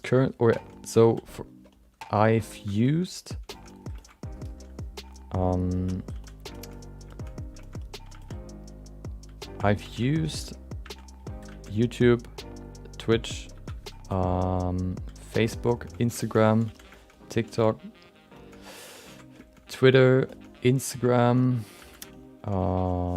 and LinkedIn. And so far, the only one that I have paused right now is LinkedIn, just because I think the content that I've uploaded there so far wasn't really according to what is, I guess, appropriate for LinkedIn. So that means that I haven't, I guess, closed the lid on it, but I need to spend some time on rethinking how I can use how I can publish my content there with more, how do you say it? With more value for the platform. I might have forgotten one, but that's all that I can remember right now. So right now I'm using everything except LinkedIn.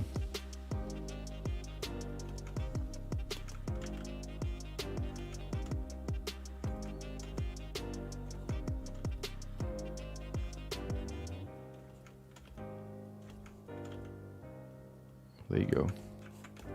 Look at his ears. Okay.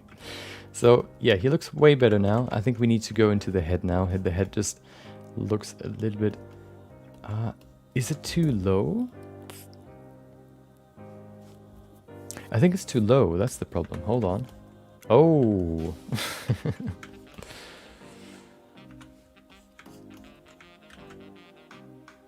There you go. So the problem I have with LinkedIn is basically that what I publish... So LinkedIn is basically a different platform compared to Instagram, TikTok or whatever, because you don't really only share... As an artist, you can't really only share your, you know, your craft. But LinkedIn is more about sharing knowledge and sharing, experience knowledge or whatever. Giving them knowledge value, I guess you could say. Not only like inspiration value, I could call it, but knowledge value, so giving them something valuable. Okay, I've said value like 70 times now. You probably get what I mean. So I need to find a different way to turn what I use on... Oh god. on the other platforms on LinkedIn as well. I haven't spent time thinking about it just yet. Maybe at some point. I would rather focus on what works right now than trying to fix one channel or one platform. Okay, that might be too long. It's always worth using others, or it's at least worth trying. You know, the more you try, the more mistakes you do, the more you learn. And usually it's never wrong to try. So yeah, always try. If you consider it, just do it. Because there will always be something knowledge, you can always gain knowledge from that. What might work on TikTok might also work on YouTube.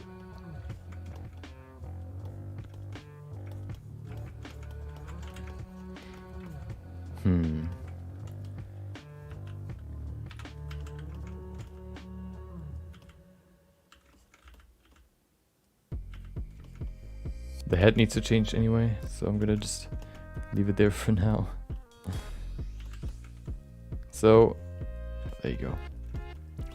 The general, so I have, you could say, a up in the sky plan and one closer to the ground. So one that I can execute, or one that I work towards.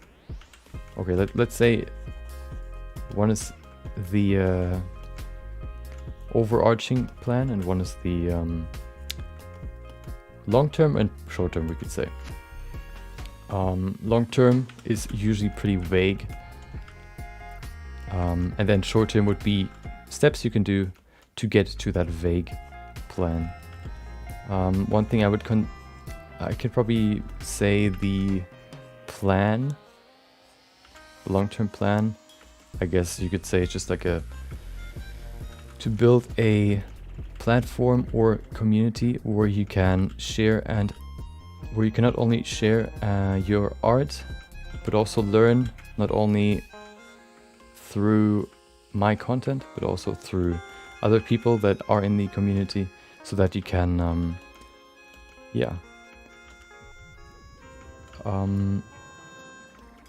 not only share your art somewhere where people, you know, maybe even know you and can give you maybe better feedback or better, you know, you have more better connection to them, so it's kind of more valuable to you to share it there. Maybe even if you're a little bit more shy, you're more comfortable sharing it there. And then also, you know, a platform where you can get feedback and learn that way.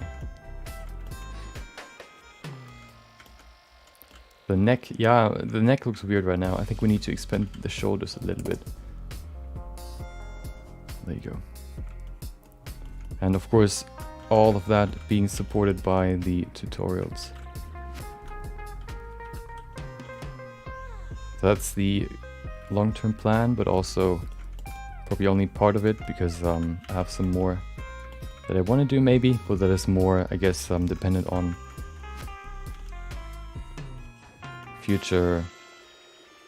the future.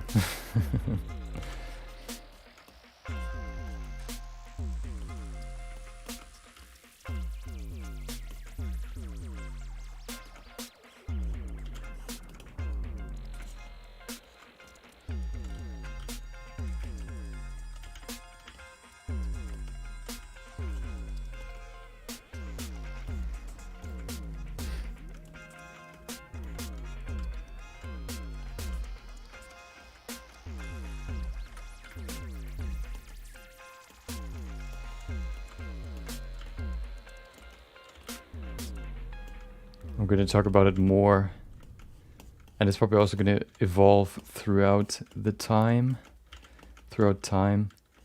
But the first, I guess, sketch will come out next week. I wasn't expecting to get there this quickly, or to do it this quickly.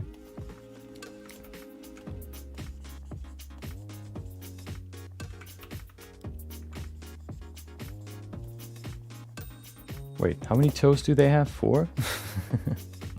No, oh yeah, they have 4, okay.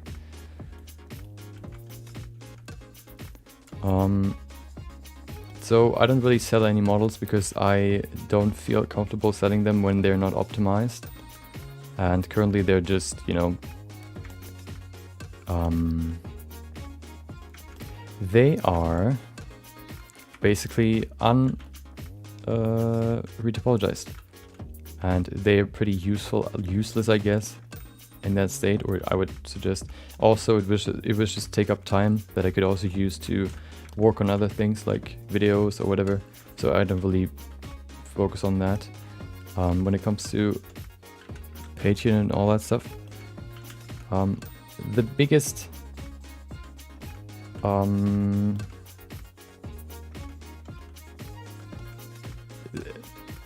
so similar to the Discord, I have a long-term plan, and that plan has multiple steps in it that basically it's like a roadmap, and then you have like one step here, which would be the Discord, and then the further you get to the end goal, the more you include more and more of the plans that you have, because, you know, it doesn't really make sense to start something that requires at least somewhat of a community. So there are just some steps that you don't really need to do right now, before you even have put in the time to build something. So you wouldn't, you know, hire somebody to build your couch before having a house.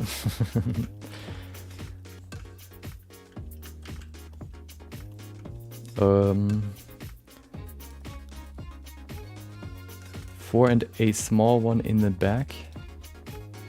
4 and a small one in the back. When you add the fur.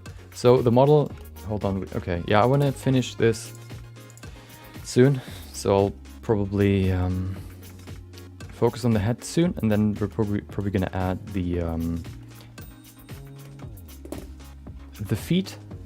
I'm just gonna add the back feet, and then we're gonna go to the tail. We're gonna add the tail. We're gonna focus on the head for a short minute, and then we can go to the fur.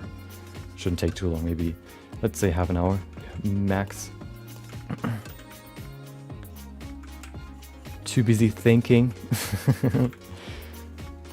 Okay.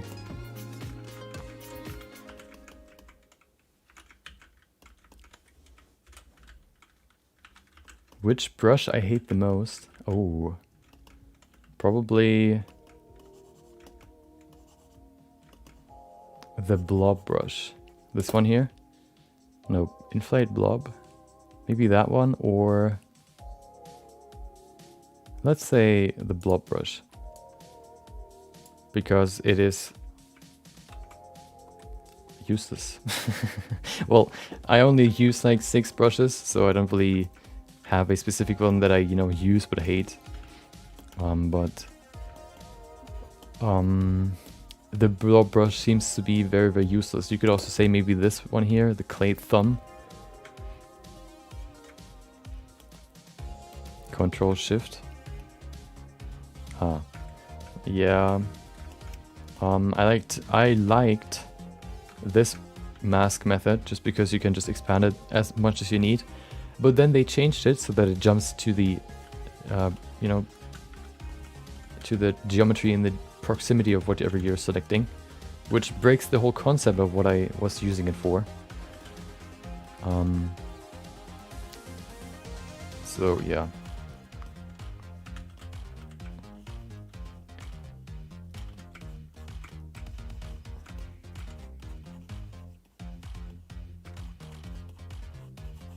Okay.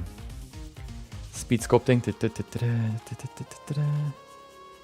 I also I had an idea that I would make like a I would structure the video for the Discord similar to like an advertisement so that I can then just say like, oh well, you know, it's time for an advertisement, and then you would just see like a 1-minute video playing on stream talking about the Discord.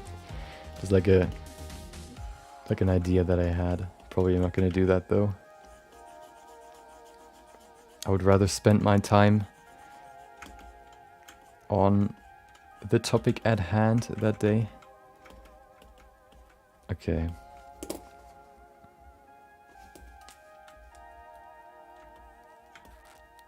Yeah, exactly. That's what I don't like. They still have the option to do it in, what was it? Shift Alt A? Like that. That still works, but it's scuffed because it uses a different, I guess, way to find, way to expand the mask. So you don't jump to the next, you know, geometry, but it is kind of scuffed in the way that it works. I'm not gonna make a song. I actually thought about like a stream where we're just gonna, I guess, I've used Ableton for like a few days before, just to kind of, I wanted to know how music production works, or how you can create music. But then when it got too heavy, or when I needed to learn music theory, I kind of dipped.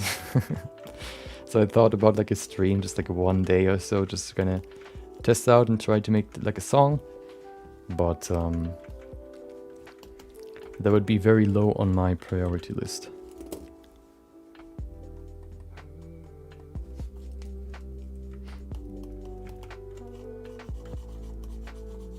Time for the back legs. Okay, we're gonna grab snake hook. Create a quick mask. Wait, yep, right here. Put the feet there.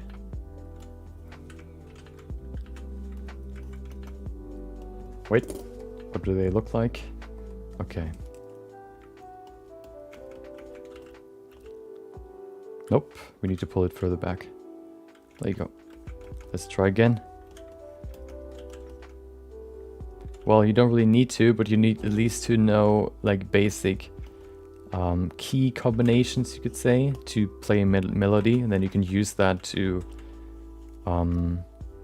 create different, you know, different sort of melodies. And I was just not going to do that back then. Maybe at some point. I like music. I like creating anything, and the more, you know, you can do, better. But it was just not something I wanted to get into at that point. Okay, I don't want to get too close here.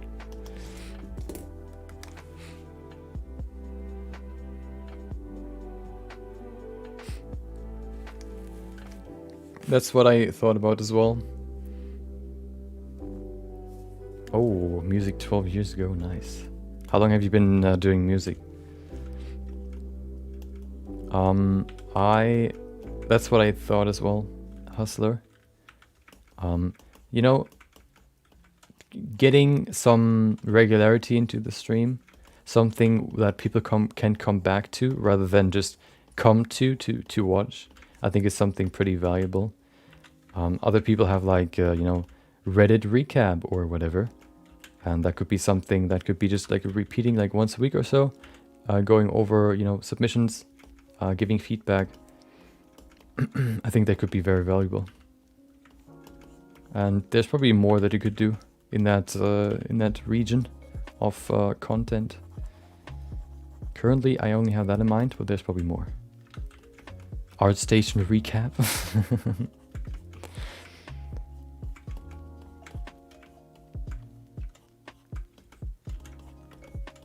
2 to 3 years. Oh, so you must be somewhat good. Oh, did you only play guitar or more than that? Did you learn it or just like as a hobby?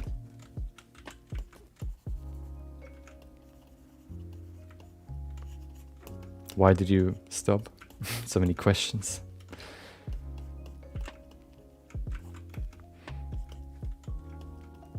Diss track.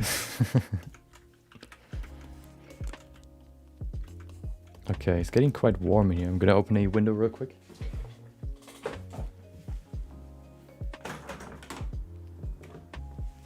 Hopefully there's not gonna be like a tractor just driving by. Let's hope. Okay, toes. You know, I'm probably putting in too much time into the feet just because we're not gonna see them anyway, or the body. Is this supposed to be quick? Okay, that should be good enough.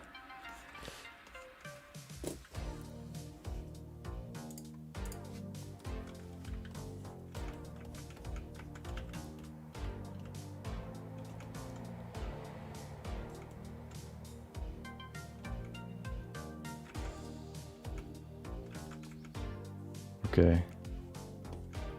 I think that's okay. We need a tail though.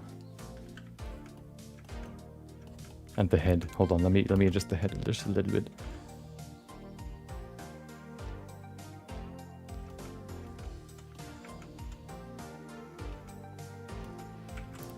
Yeah, usually, so it's always good to just, I guess, you know, look what other people in your apartment in your field are doing. Currently, I only really have time to watch like a few videos a day, and that time I usually spend on, you know, entertainment rather than like, you know, the other thing. But I might do like a, you know, a analysis day at some point when I have some more, when I have my plans, you know, more mapped out, or I guess executed more. Logic Pro X. Oh, is that like a paid program? I've only used Ableton so far. I think the trial version. Look at him. He looks way more serious now.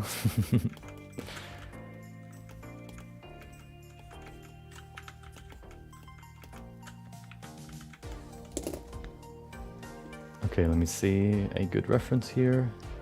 There you go.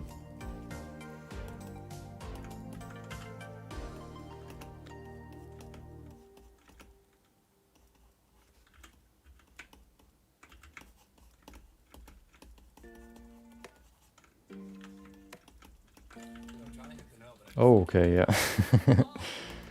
Yeah, you know, I mean, it probably has like a test version, but yeah.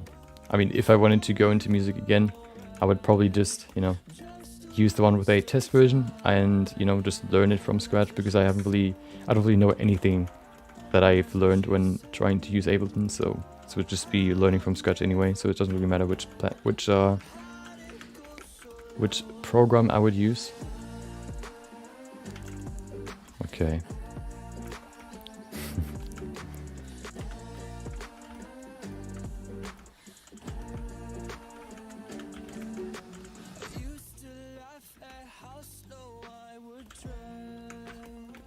Okay, I think that's a more defined cat now.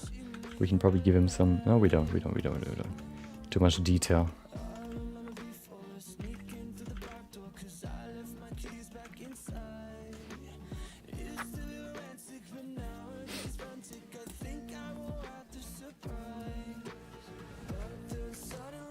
Garage band, okay.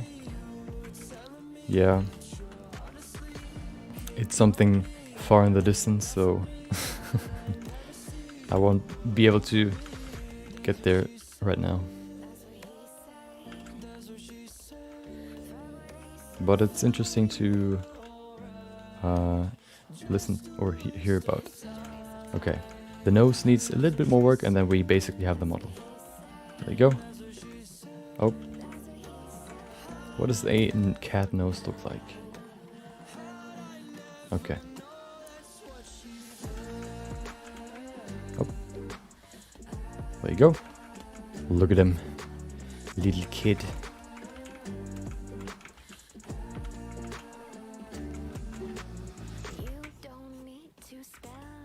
Okay. I think that's okay.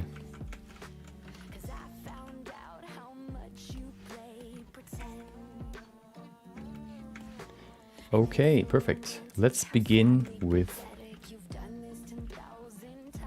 the fur now.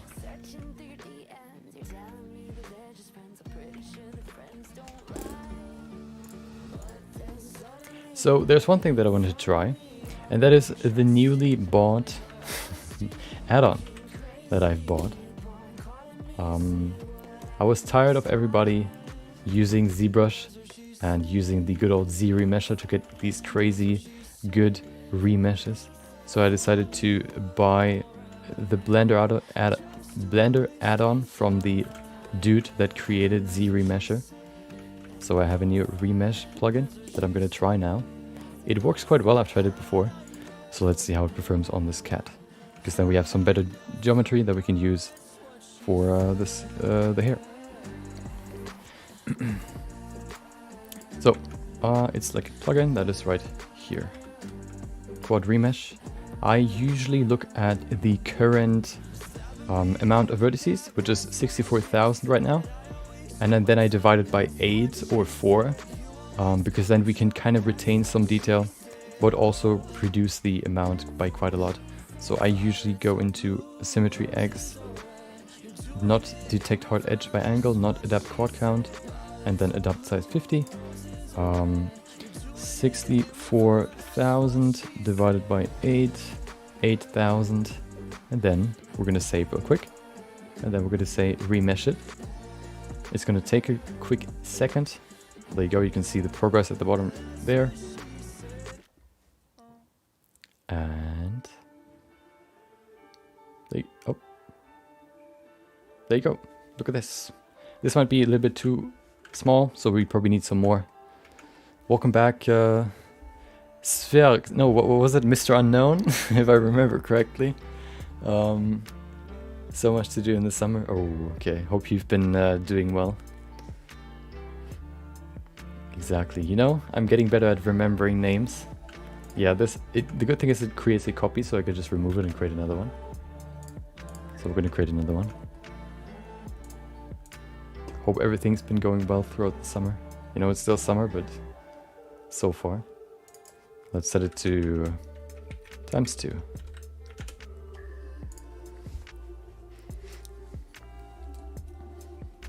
So we're going from 64K.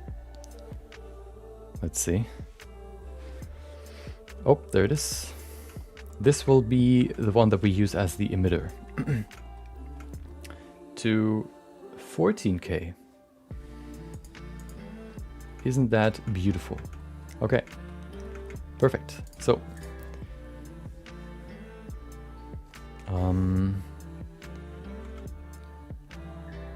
let's save that real quick and let's begin the fur. So to begin, we of course need the surface skin, and then we need the emission body. Why do we need that? Because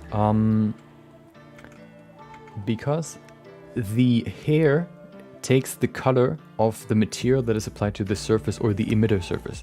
That's why we separate the hair geometry from the hair emission geometry from the normal skin geometry, so that we can have two materials for the hair, or one material for the hair and one material for the skin. Yeah. So one thing that you don't have in the add-on is this function to create loop cuts, so you can kind of mark loop cuts where they're supposed to be, which, you know, the program takes into account. That is probably something that is only available in ZBrush, because it's not only the add-on or the remesher, but also like some sort of special magic, some more features in ZBrush. But it is definitely a way better remesher than the standard stuff. Okay. So yeah, I actually found out that if you use CPU render instead of GPU, the CPU for some reason can handle hair way better. So if you ever do hair whatever, you should use CPU render. So of course we can see it is kind of inside, I mean like overlapping the two pieces. So one thing we can probably do to fix that would be to use a displacement modifier. You can see now it looks like a like a teddy bear, but we can also decrease the strength and make it negative to push it inside of the geometry. You can see on some areas it gets too thin and then it kind of switches sides. It goes through each other. But what we can also do is, this should probably be enough, because we're going to remove, or we're going to hide the emitter in the end anyway. So seeing it through the skin isn't that bad. I'm just trying to put it underneath the surface so that the hairs actually come out of the skin instead of just kind of hovering over the skin. That sometimes happens. I have it set to, wait, edit preferences.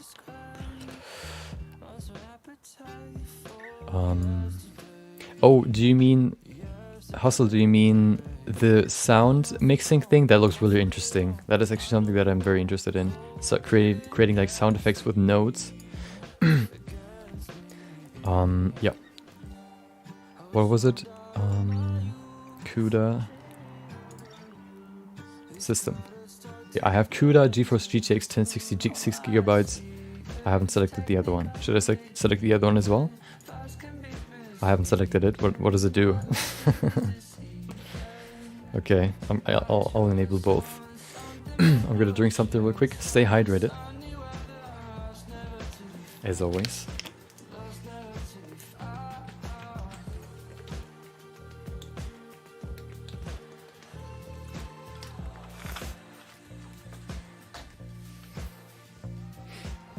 Okay.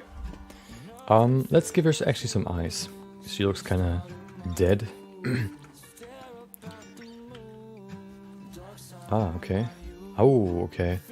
I wonder if that slows it down, though. We'll see. I'm just gonna use the UV sphere. I don't really have cat eyes right now. Maybe we can even make one.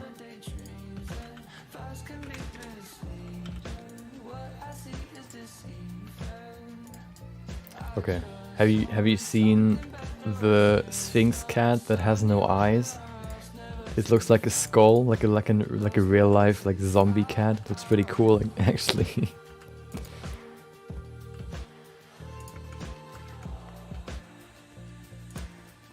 Okay, this looks kind of derpy.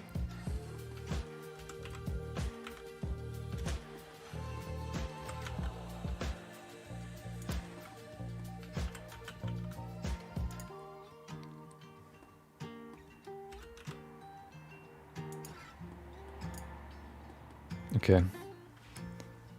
Yeah, the mummy cat. Okay. Let's start with the fur. So for the fur, there are, of course, for hair, there are two ways to create particle hair. Before we go into it, I'm going to switch back to sitting because my legs are getting tired.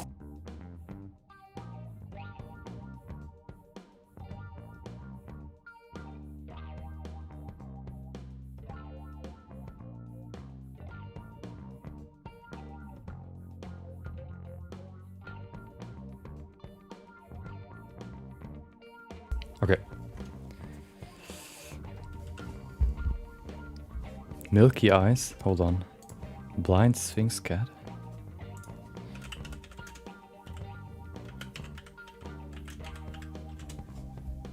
Oh, no, that's the one without the eyes.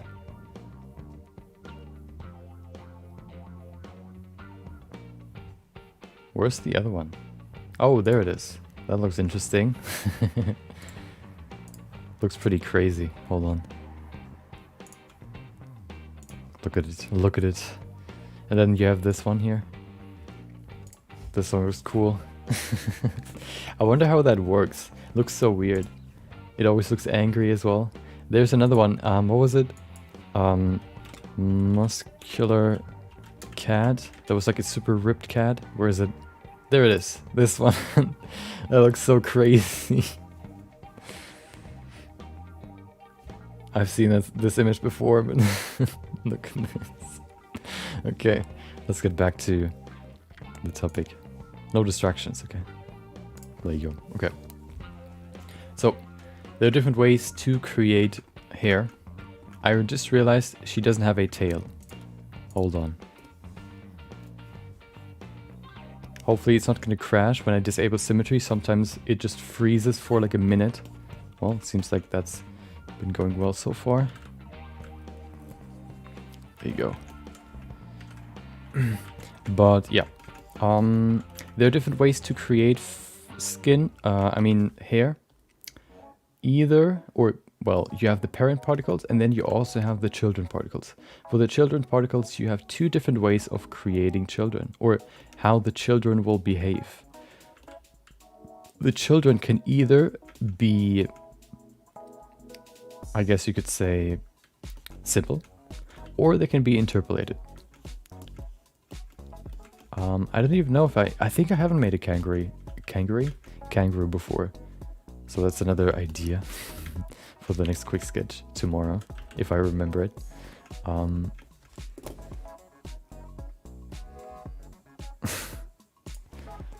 Yeah, kangaroos are definitely ripped.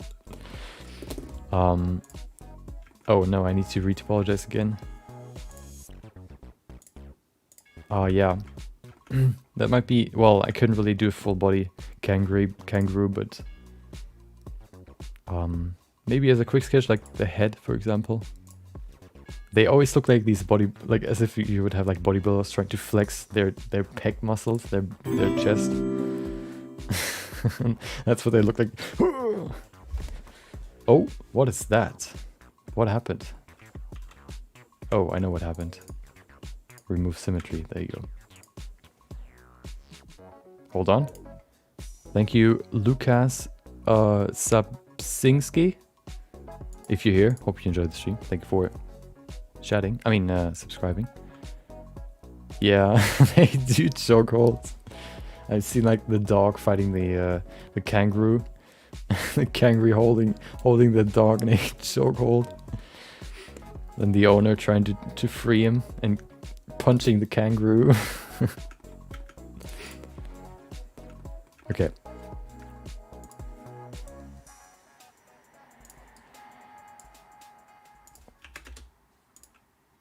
Oh, okay. That's too much.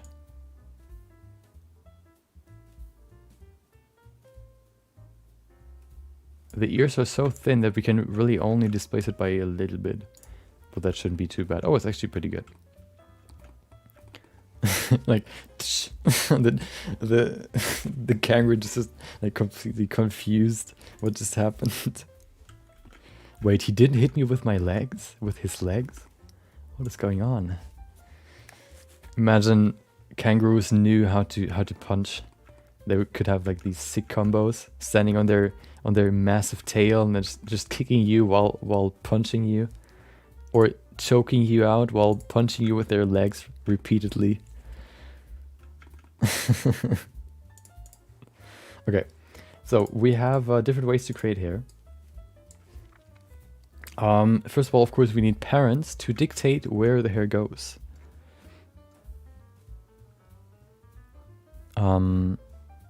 Yeah, exactly, nose bonk. Parent particles create the flow or create the structure, and then the children particle follow the parent particle. You can see the parent particle right here. We have 1000. If we set this to 10, we only have a few. They're definitely too long. Of course, this cat doesn't have like the longest hair, but also not the shortest. So somewhere in between, like a medium hair, I would say. Still pretty short, but you know, you see these, you know, not completely short as well. So we're definitely first gonna define the structure of the hair. I'm gonna rename this into hair. Here, there you go. And then, what is that? That's also the eye. Oh, that's the skin. There you go. Okay. So we have the hair here, and we're going to define the basic hair structure first, which means the hair length. The hair length needs to be shorter. We're going to put it pretty high. We're going to put it to the maximum length that we need, because we're going to use weight maps to define the length in individual areas. So for example, for the paws, the hair will be way shorter than for the chest, for example, which means with just a single map and a single particle hair system, we can dictate, or we can use differently hairs with different lengths in different spots. So we're going to set the maximum length right here, which we can probably change later as well. Maybe I'm going to set it to let's set it to 0.5. There you go. Segments basically define the resolution of the hair. 5 means, you know, the curve of the hair is separated into 5 pieces. I usually, for medium hair or medium to long hair, set it to 8 or more. For short hair, we can probably put it to 3, or let's say 4. That's basically all we need here. Source, face looks good. Then we have the render settings. We need to set that to 4 as well, just so we can see the exact same, you know, the hairs are displayed in the render, just how they are. No, they're being rendered with the maximum steps that we have defined before. We can probably even go higher than 4, but we only really need 4. Viewport display, I usually put that to 4 as well, so we can see what it looks like in the render. Well, depends on what you want to do with sculpting or modeling. If you want to, you know, hard surface modeling, you know, if you want to create bikes or anything like cars, modeling, hard surface modeling is probably better. But if you create more organic objects, I would go with sculpting. Okay, we can also disable the emitter right here. So we can do that now. So we cannot see the emitter anymore, which is pretty good. And then we also have the render emitter. We're going to remove that there as well. Okay. Next up, we have the children. The children, of course, follow the parent particles. We can see we just have a few parent particles. We probably need more. Let's set it to 100. There you go. So it's more covered. You know, the whole body is covered. How the parents are distributed is random, where they're placed. So by going to the seed, we can change where they're placed. It's just like a random distribution with a X value that you can change, which is the seed, which distributes the hairs in a different way. And then we can go to the children. We have simple children and we have interpolated children. Simple children spawn, or let's say spawn, next in a radius around the parent particle. As you can see right here, if you remove and bring it in, you can see the parent particle right here. If you go to simple, they spawn around the parent particle and even replace the parent particle, but they still follow the flow of the parent particle. And then we have interpolated. Interpolated works in a way where the hair, the children hair, spawns randomly scattered all over the surface. And the closest parent particle to this strand, for example, will dictate the structure of the hair. Which means if you, I like this example a lot, hold on. If you have a hair, a parent hair that is going in this direction, and then you have a parent hair that is going in this direction, and then you have a children hair that is standing right there, the hair will go in this direction. If you have a child that is right there, it'll go even stronger in this direction. If you have a children in the middle, between these two, it'll just be straight. It is being affected by both parents. It takes the closest parents into account, which also means that you have this nice gradient between these parents, which lets you create these very, very nice gradients between different hair or parent particles and nice smooth surfaces of fur, for example. Yeah, that's how interpolation works. They spawn randomly on the surface and they take the closest parent particle into account. Exactly, they follow the closest parent particle.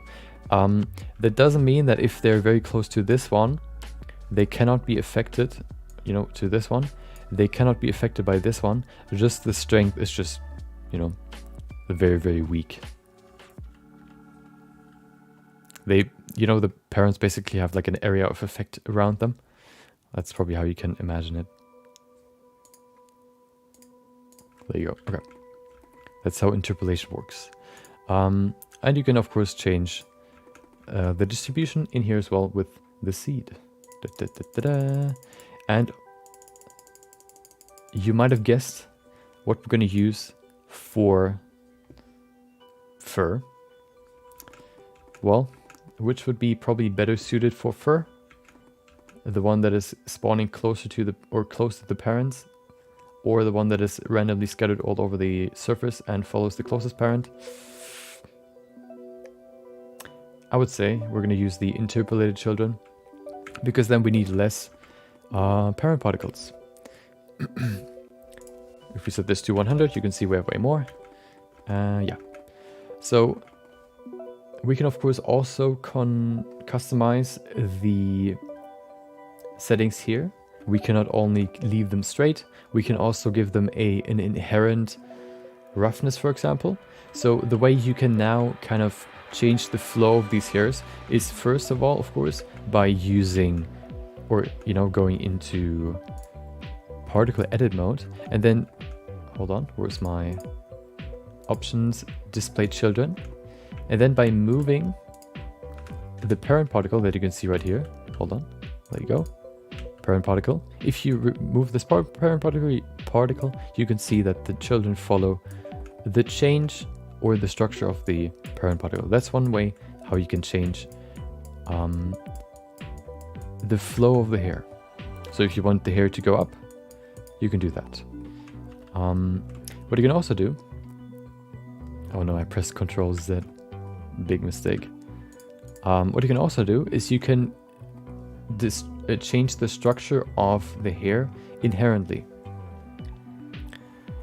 which means you can give them a modifier. Basically, we can go into these settings here which change the way they look inherently. We're going to do that in just a second. We have some more settings here before we go in there. We have, of course, the display amount and render amount. I usually put that to the same amount just so I can see how dense it's going to be in the end. The length basically determines how long the hair will be compared to the parent particle length. You can then also, right now if you set it to 0.5, it's going to be half the length of the parent particle. If then you set the threshold higher, we basically create a threshold of how many children particles will be affected by this length change. So if we set the length to 0.75 and then the threshold to 0.5, that basically means that 50% of all the hair will be 75% the length of the parent particle.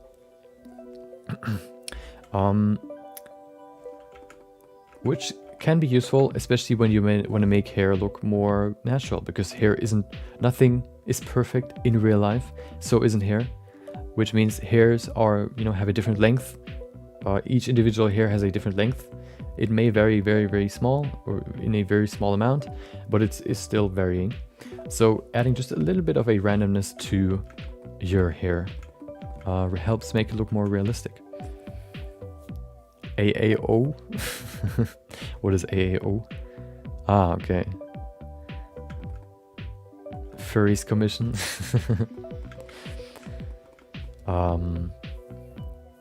Okay. Yeah, so now that we have set the length, we can also change virtual parents. I've never used, I don't really know what it does. I think that's more for simulations maybe, pretty niche. Or I don't know too much about it. Relative amount of virtual parents. Then we have stuff like these settings here. These are more like modifiers, or they're not modifiers, they're more, I guess, structure settings for the children. Which means we can basically do stuff like parting. Parting basically means you can see it better with children, as simple children. But what parting basically does is the children particle kind of go, what is it? I think dependent on what parent particle they follow, they part. So if you enable this, you can see that you have these very clear seams here. We don't really need parting, so minimum and maximum, of course, you can kind of determine, I guess, the values for the parting. We don't need parting for this, so we're not gonna use it. Although it could be useful for stuff like this here, where you have these very, very structured, small, strand-like fur pieces. We probably don't need it though. We'll see. Okay, so now that we don't need parting, let's go to clumping. Clumping is pretty interesting. Clumping is basically used to clump the hair. You can see it right here. it gives closer to a certain point. Usually that point is the parent particle, which means if we hide, look at this one here, you can see there's a parent particle. So the children basically clump together where the parent particle is. Can be quite useful for stuff like this here, for example, this structure. Oh, you can't even see what I'm looking at. When you have, like, you know, when you have hair clumping, that happens quite often for hair strands, for example, for hairstyles. That's where you could use hair clumping. We've used it in the ogre, female ogre piece. So if you want to see an example of that, you can look into that. And then you can change the shape to give it like a curvature, either in or out, negative or positive. You can see a inwards curvature or an outwards curvature. To make, you know, to customize the clumping a little bit more. Giving it an outwards curvature makes it more voluminous, I guess, gives it more volume. So if you need some more volume in your hair without increasing the amount of hair that you have, you can use a positive shape value. We don't really need clumping right now, we can still change it later, so I'm going to set it to 0. Then we have roughness.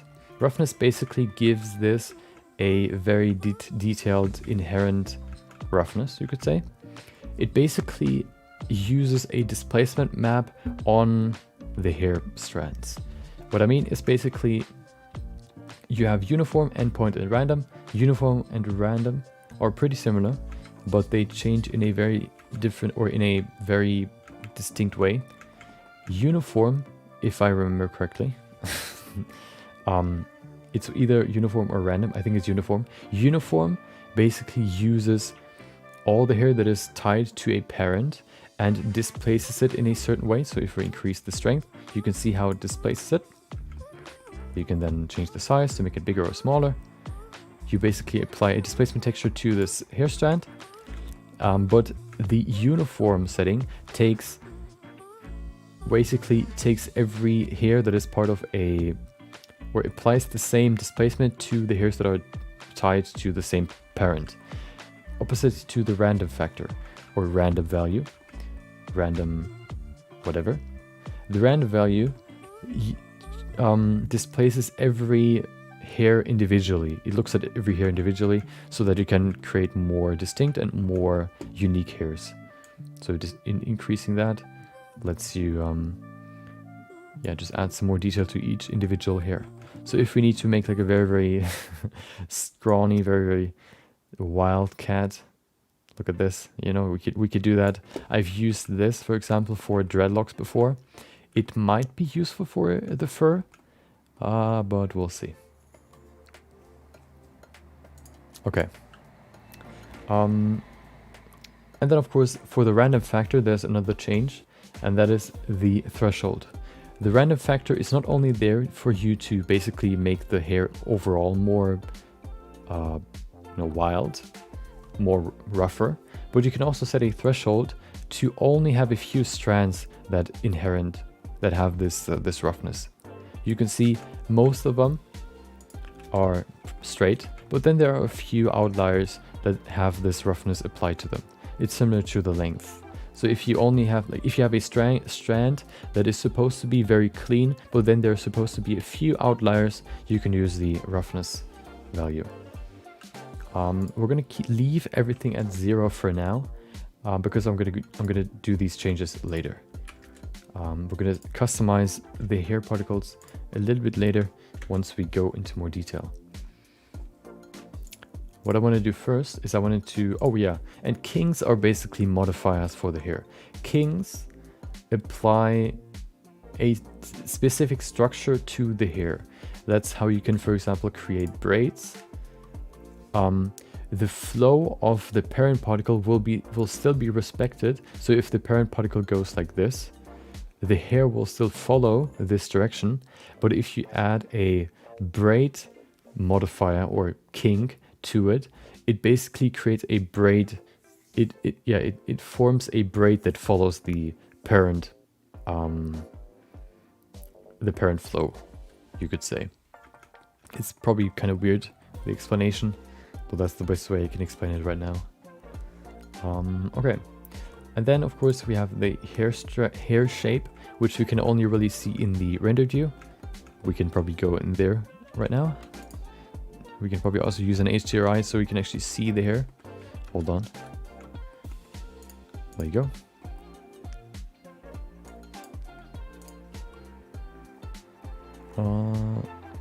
Hold on, I need to open my HDRI.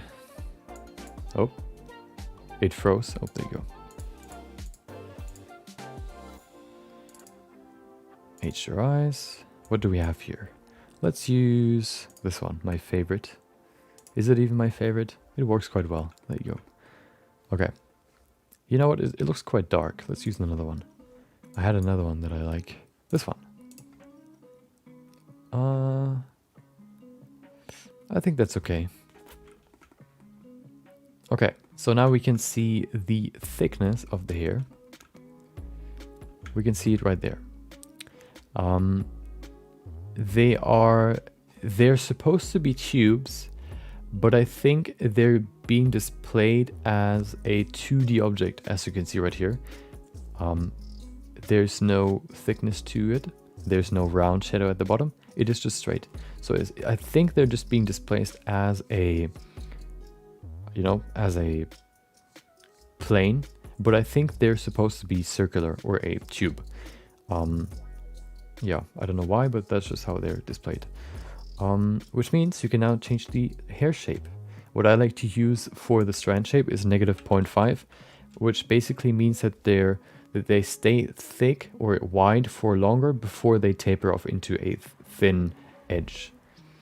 Or, you know, the bottom, you can set the diameter root at the bottom, which is 1 right now. You can set the tip root, which is 0 right now. And then the strand shape basically determines when the value switches from 1 to 0. So if we set this to 2, for example, so we can really see the changes. And then we look at, I don't know, like this, hold on. This here, for example, this one right there. Look at the thickness. It is at 2 right now. If we set this to 0, you can see it gets thinner quicker. If we set this to -1, you can see it stays thick, and then at the end, it looks like a pencil. It gets very thin. So this strand shape basically determines when the value changes from the root value to the tip value. I like to put it to -0.5, because then you just get a little bit more value out of every strand. Not value, but volume. And then I usually put this probably to 0.25. That's quite thin, maybe 0.5. Maybe even 0.75. Maybe even 1. 1 is too much. I'm gonna put it to 0.75. We can still change it, of course, later. But yeah, that's the strand shape that we're gonna go with for now. The tip can be thicker if we want to. We could, for example, set this to, you know, 0.75 as well. The difference, or the problem is, until we have disabled closed tip, the tip will always be 0. So disabling that will enable you to make the tip, I guess, appear as if it's been cut, because it's like a flat end. If you have any questions, you can always ask me. I do this not only to lecture you, but to help you. So if you have any questions ever, just put them in the chat or in the comments if you watch this later. Okay. And then we have the diameter scale. The diameter scale is, I think, oh yeah. So because the diameter, root, and tip are being, the values are in meters. Of course, 0.75 meters would be 75 centimeters, which would mean the hair would be 75 centimeters wide, which isn't the case here. And that is because of the diameter scale. The diameter scale is basically a value that is being multiplied onto the value of diameter, root, and tip, just so we can work with higher values. If this diameter scale wouldn't exist, we would basically work with values of like 0.0075, which is of course way more annoying than just typing in 0.75. That's basically why we have this diameter scale. If we increase this diameter scale to 0.02, for example, you can see they get way thicker. Okay, and if you want to customize it, it's there for you. Let's set this to 0.25, just so it's a little bit thicker at the tip, as if it's been cut, you know. Okay. I don't use force fields usually. Maybe we can, we probably don't need them. Force fields, I haven't really done that many simulations, so I kind of stay away from them so far. Maybe they might be useful at some point, but right now I think I can get better results by just manually, I guess, working on all the pieces. Let me just quickly remove the shader. Okay, so now that we've set the thickness for the hair, we have one more setting that is very important for what we're going to do here, which is vertex groups. For field weights and force field settings are really only for, of course, simulations and force fields, which we're not going to use here. We're going to use vertex groups though. Vertex groups let you apply vertex groups like weight paint to the hair to change different values, which means if we, for example, let's actually do this.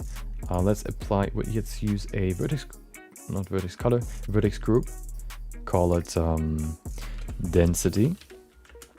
And then we go into weight paint mode. Oh, there you go. Oh, we have to unhide it. There you go. Now everything is blue, which means 0. There's either red, which is, or let's say red is yes, blue is no, which means red means that's where the hair is going to be, 100%, and then blue means there's no hair. Right now there's just no red, which means it's just going to display it like this for some reason. But now if I, hold on, I'm going to actually apply the density map. Nothing's going to change, although they're going to move a little bit. That's not really a big change, but that's a change, I guess you could say. But now if I use the draw brush to draw a red blob in here, you can see now all the hair is being put into this red zone. You can see the red zone right there. Yeah, this way we can determine not only where the hair is with the density, we can also determine how long the hair is with another vertex group. We can also determine how much they clump with another vertex group. We can also determine how much the kink will be applied to the hair. We can apply roughness, we can apply, and we can apply even more. Yeah, which means this way we can, by only using a single particle system, we can create very, very varying fur with multiple vertex groups. So the plan will be to basically start with probably the length. No, we're going to start with the density group, so that we can remove the fur or the hair out of the eyes, and also probably the inside of the ear, partially at least, and the mouth and the nose. Then we're going to continue with the length to kind of determine how long the hair will be. And once we set up the basic settings of the hair, you know, the length and the density, we can then go into particle edit mode and shape the hair in the way that we want it to be shaped. We can brush it basically. That's going to be the plan. So let's begin with the density. What I want to do here is I want to reapply it. I want to hide the skin, and I want to show the emitter. You can see everything is blue, as I said before. So what I want to do here is I want to invert it so that everything's red.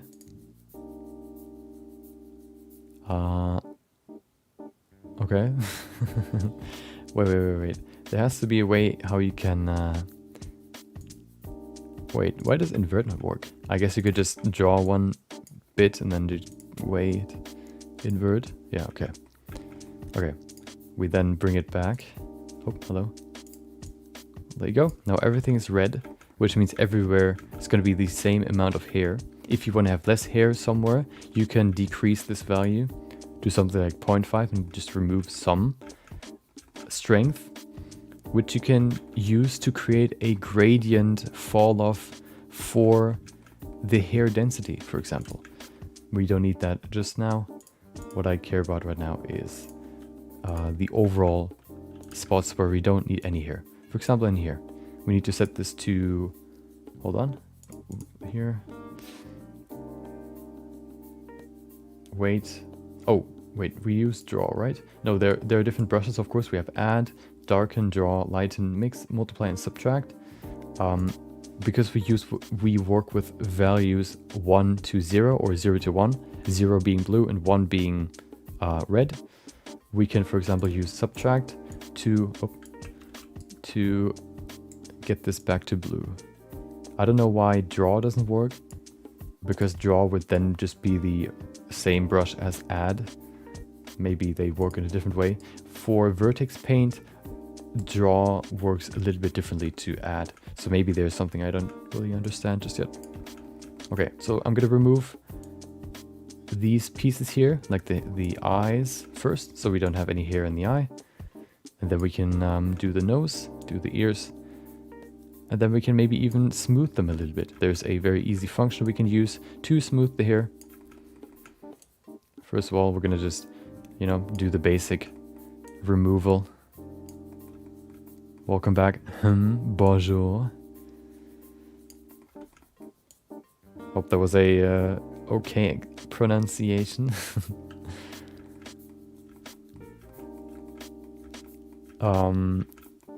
How's it going? How is it in France, if you're living there? Hopefully it's not pouring rain like in Germany. Of course, with good topology, you can create better weight maps or weight, you know, vertex groups.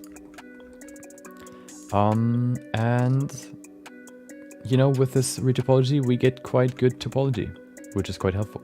So now we can probably set it back to add. I just want to fix this piece here. And now the nose has no hair. We probably can use the same for the lips, although the fur goes quite deep into the mouth, so we probably don't need to. Okay. Oh, we need to do the same for the ears. One thing that I'm kind of wondering though is it seems like the ears are inverted. You can see that the hair basically goes in out here. The geometry is actually inside of each, or it does this. So we actually don't need to do anything here. Although here is like a problem, I guess. Maybe the tip. Yeah, let's. Oh, okay. Oh, subtract. There you go. Welcome. I mean, yeah. Have a good night, Nathan.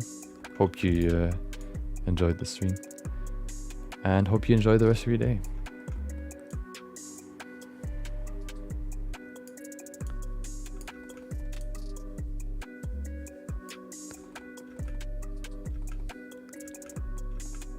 You can see what happens. We drew through the, because the surface is on the other side, it kind of went through. So we probably don't, we're gonna leave it there for now. This side is kind of different. So we can probably work with the mask on this side. There you go. Just a little bit, not too much. Okay. Now that we have created the very, very, I guess, rough mask, what we can do is we can go ahead and use a function to smooth this gradient. We can go to weights. We probably shouldn't. We should probably increase the space around the eyes just a little bit more. There you go. Okay. So once we have that,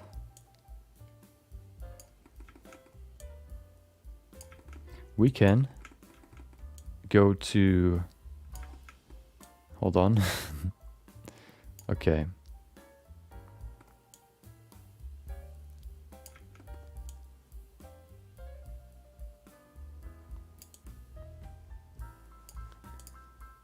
Just kind of fixing things up here. Okay. So now that we have the very, very raw selection with no big gradient, we can go to weights and then smooth. It smooths the gradient, or the border, I guess. And then if you press Shift R, you repeat the same function that you've done previously. So hitting Shift R multiple times will create a bigger gradient, which means we have now a nice fall off of density going into the eyes. The same here. Looks pretty good to me for now. Okay. So we have created, oh, what is that? Okay, we have the same problem here. I guess we can just add it back in, hopefully. There you go. Yeah, the ears are kind of like a problem. Oh, let's leave them there. That's okay to me. Okay for me. Okay. So we've removed hair where it's not supposed to be.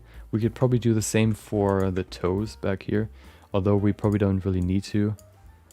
Maybe down here, like over here, but no, we're gonna leave it there. Okay, see ya. Thanks for stopping by. Enjoy your Thursday. Tuesday? Wednesday. Oh no, dude, I'm too, you know, I'm too dumb to remember names. I mean, remember 7 days. Okay. There you go. So now we have basically removed the hair out of the eyes, which means the first map is basically done. We can now look into rendered view so we can see it. Well, the hair is quite thin right now, so we can probably increase the density by just going in here, setting the display amount maybe to 500, for example. And you can see very, very fluffy, and no hair on the nose, no hair inside of the eyes. Perfect. Okay, let's get into wait, let me fix something real quick. You can see that the hair sometimes goes into the surface. That might be a problem of normals. Usually normals basically dictate in which direction the hair goes. Normals basically mean the direction the face is facing. So if you have like a cube, if this is the cube, and then you have this face up here, the face has a normal in this direction. This face on this side here has a normal in this direction, like this. If this would be straight, you know, like this. The normal always points to the outside of the face. There's a back face and there's a front face. You can see right here, you can see the back face of the face because the normals point inwards. We want the normals to point outwards. So one thing we could hopefully fix it is by selecting all the faces, and then going into recalculate outside. Well, that didn't work. Hold on. What about recalculate inside? That flipped it. What we can do then is, I guess we can first of all normal flip. So now it's back to what it was before. Let's see, how can we fix this? I have an idea, although this might be a problem which could break the hair.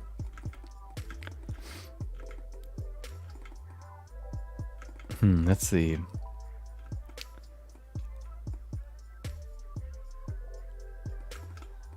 So there has to be a way to display the normals. If that's the case, then we can just select the faces that point in the wrong direction and then just flip them. Let's see if there's a way to see it. Render region, collection, cavity, nope. View, it should be in view, but there's nothing here. There was a way before to see the normals, I just don't know how to do it now.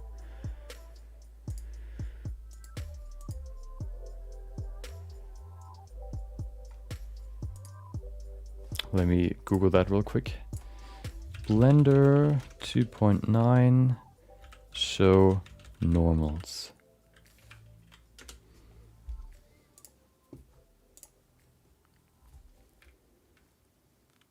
Overlays.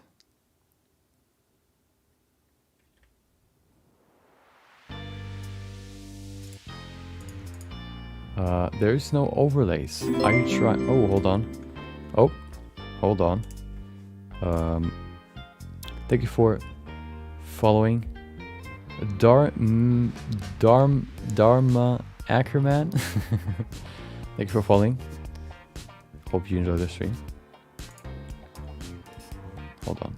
Yeah, 3 only gives you the face selection. You can have the edge selection, vertices selection, or face selection. And then there should be a setting with overlay, but the overlay setting isn't here. Hold on.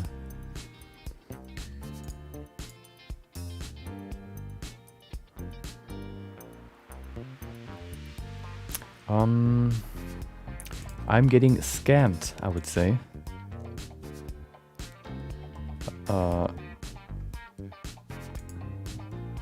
You mean the 4-minute one? Yeah. I'm glad that it was helpful to you. If you have any questions ever about anything that isn't very easily Googleable, you can always hit me up or put them in the comments under any video. I am reading every single one of them, or at least I'm liking every comment so that you know that I read it. Okay. There is no... Oh, hold on. I know how it is. There it is. Look at that. What am I looking for? I am looking for normals. Origins? Nope. Statistics? Oh, nice statistics here. Faces. Edge angle. Oh, normals. There you go. This one I need. Oh, look at that. Haha. Why do you betray me? It looks perfect. What is the problem? Why do these... Why does the hair point in the other direction?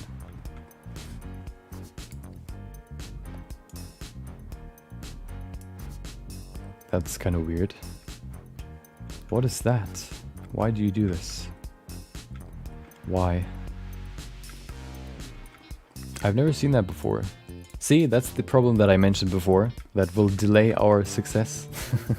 I say delay because we will succeed. We just have to figure out how to fix this problem.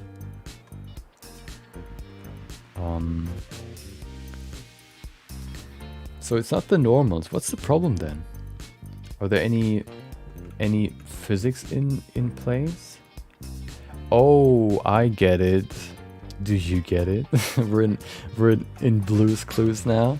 Do you get it? Do you want to guess what it is?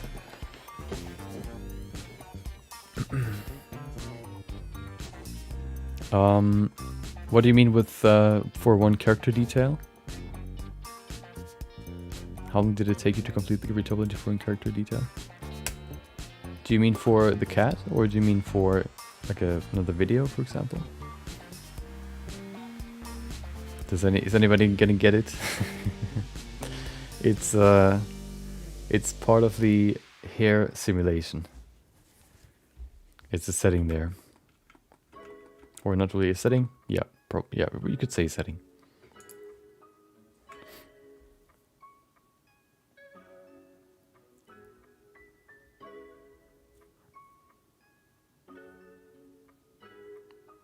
Yeah. The legs? Yeah, the legs are problematic as well. But we can very easily fix it. I'm gonna give you 2 minutes more and then I'll answer it. Now I'm making a character full body. It's like an orc. It's already 4 days. I'm doing retopology. Oh, yeah. So the best tip I can give you is... there's actually a good quote that I can give you from a Google search result, and that is divide and conquer. The strategy that I use as well for retopology is hold on. Oh. So if you have an arm right here, you know, like a shoulder, like this, and then you have the arm, then you have the bicep or whatever, then you have the upper arm right here, like this, you know. That's quite a chunky arm right here. And then you have the hand. I'm not gonna paint a hand because I can't. Okay, now I'm gonna do it. There you go. So the way that I would suggest retopologizing is starting to create an outline around every single big part, which means if you have the chest right here as well, like this, and then you have the neck, and then you have the collarbone, you have the lat right here, you know, like this.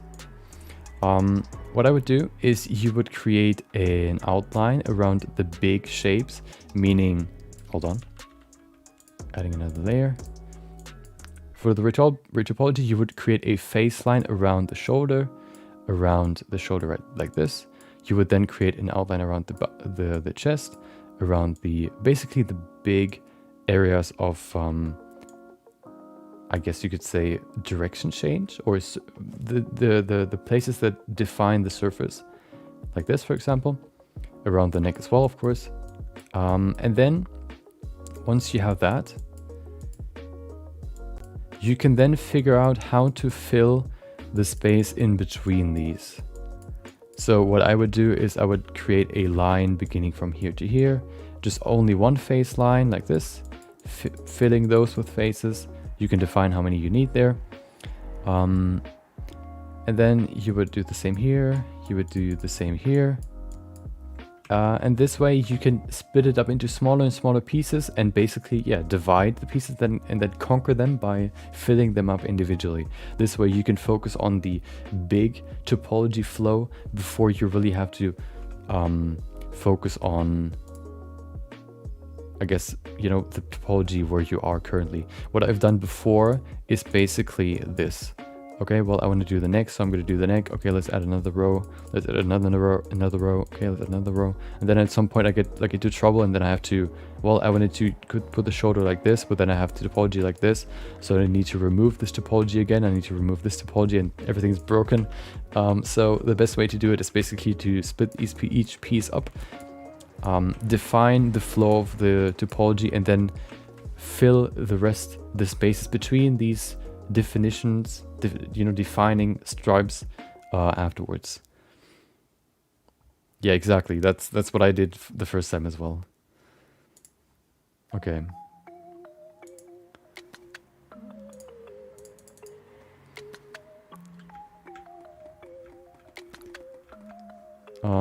Okay. Nope, we don't need to change textures. I actually gave you more than what I said. It is pretty simple. Let's look at this. Can you see the problem? Can you see the problem? Can you see the problem? Now you enjoy my live stream before you didn't? Oh my god. Unbelievable. Okay. Yeah. Do you see the problem? What did we do? Or exactly, the parents. Yeah, no, that was just a joke. Yeah, the parents. You can see the interpolated children follow the closest parent, and if there's no parent on this side, the hair will go in this direction. So interpolated, there you go. These hairs follow the closest parent, which is on this side, which goes in this direction. Oh, which means if we go into particle edit mode, or we just go and add more particles, 200. Okay, well that doesn't work. Changing the seed. You can see now they're actually on this side. So we need some more particles on here. Yeah. Yeah, you can always probably download like game models to see how they're being retopologized. I usually just look at, what I actually use as main reference is like course advertisement or like course screenshot where they show you, or no, I go to like a marketplace for retopologized models where they show you the topology, and then I just grab those topology images and use them as reference for my own. Yeah, I stream Monday to Thursday 4 times a week, and then I upload a video once a week on my videos channel usually. Can they? Yeah, we can change the flow and structure of the hair later. What I want to do first is I want to define the length. Okay, let's continue. So now that we've figured out the problem right here, let's get into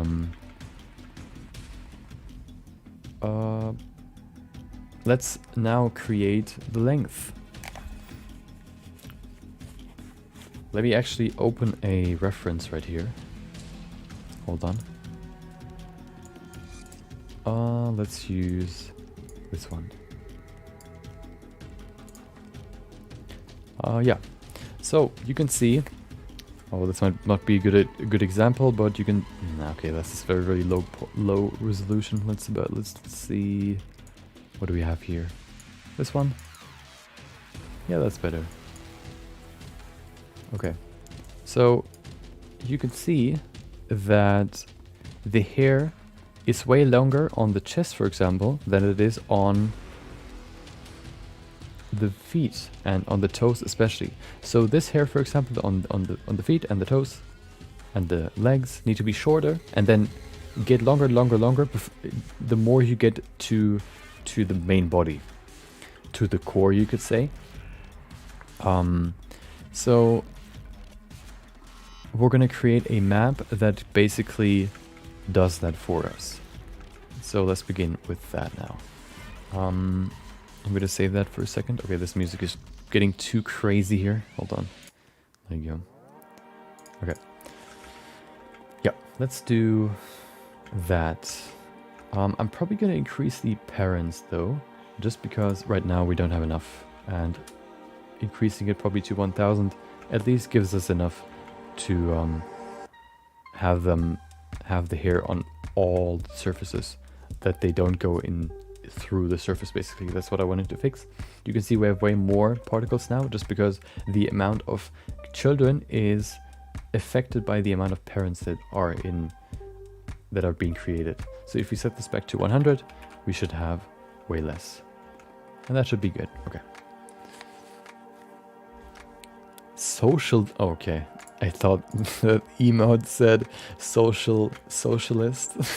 Didn't know that there's a socialist emote or emoji. Okay. Wait, they're being displayed as. Why are they being displayed as the name of the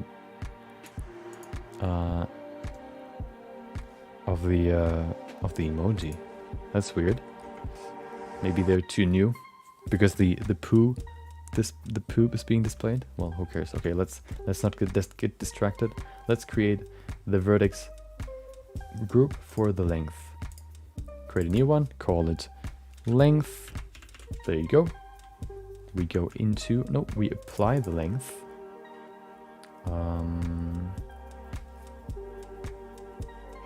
Right here, put it to length. We can see it's 0, of course. I have not tried Cycles X. We've talked about Cycles X before, but I want to test it when it comes out, just because I don't want to mess with bugs.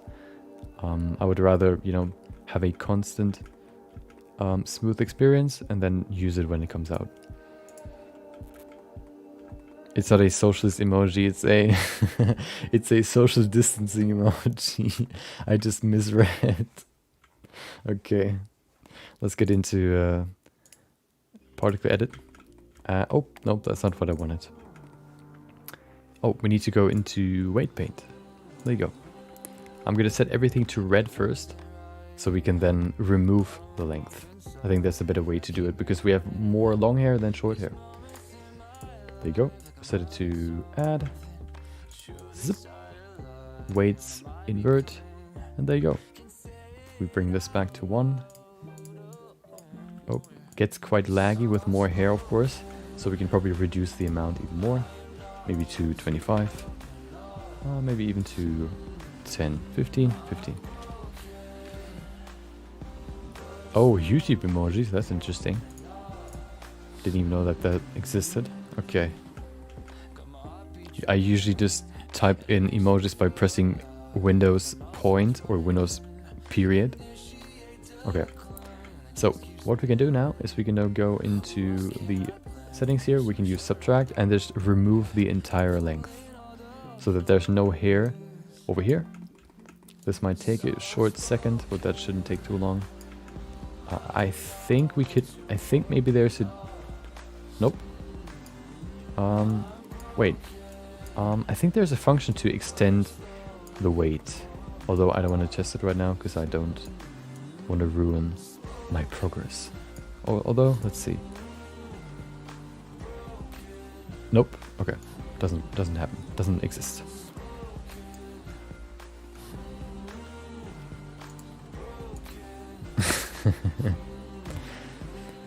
I mean, you have the capitalism emoji. It's just the money bag.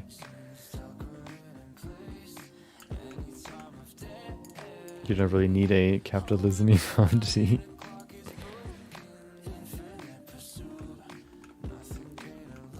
Okay, we go all the way up to probably here. We create a harsh line first, and then we can smooth it afterwards. But we're not going to smooth it just yet. We're going to do one more change before we smooth it.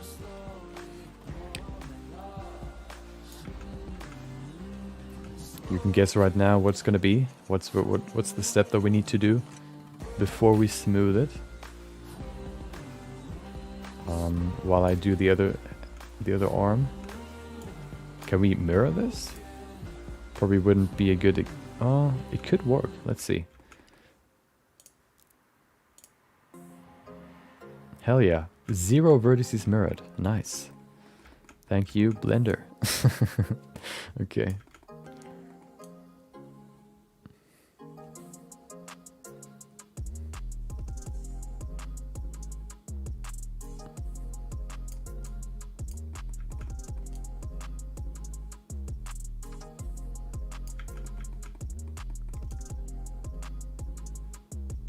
I could probably increase the brush size, but I'm scared that I'm gonna change the weights on parts where I don't want to change the weights. So I'm just gonna keep it this small. We can probably go a little bit bigger over here. I think the weights are, you know, I think the way that the cursor for weight paint works is actually like a circle, so it only applies the tool on the topology that is connected to where you're drawing to. So if I go in here with a huge brush and just draw in here, you can see, oh, okay, it still does it. Okay, it's actually a 3D brush. I misspoke. I'm sorry. I don't want to spread misinformation. Okay. There you go. We need to do the back feet as well.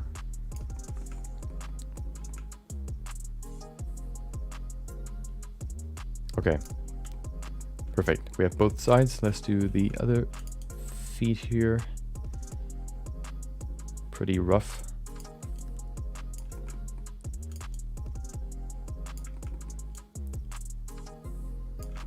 So one thing you could care about, which we will not, because I will decide that we will not, is, of course, if you want to be very, very detailed, you would say, well, the hair, for example, here pokes through the foot, so we would have to make it shorter or kind of displace it, but that would be too detailed and I don't want to go through that stretch. I think a way to fix that would be to create custom parents that would create this, you know, this deformation of the hair where two surfaces meet. Or you just make the hair shorter. But that is something you can do if you're bored. And we are not bored. We are very productive. That means we're not going to do it. Okay. There you go. Okay. Now we have a cat with blue socks. Let's add... Oh, we can probably do the same for the mouth as well. The mouth has shorter hair, which means we do the same for the mouth. And overall the head, you can see the head has shorter hair than the chest. So let's do the head as well. Going in very, very rough, because we're gonna sort of, I guess you could say, fix it later. Or, no, refine it later.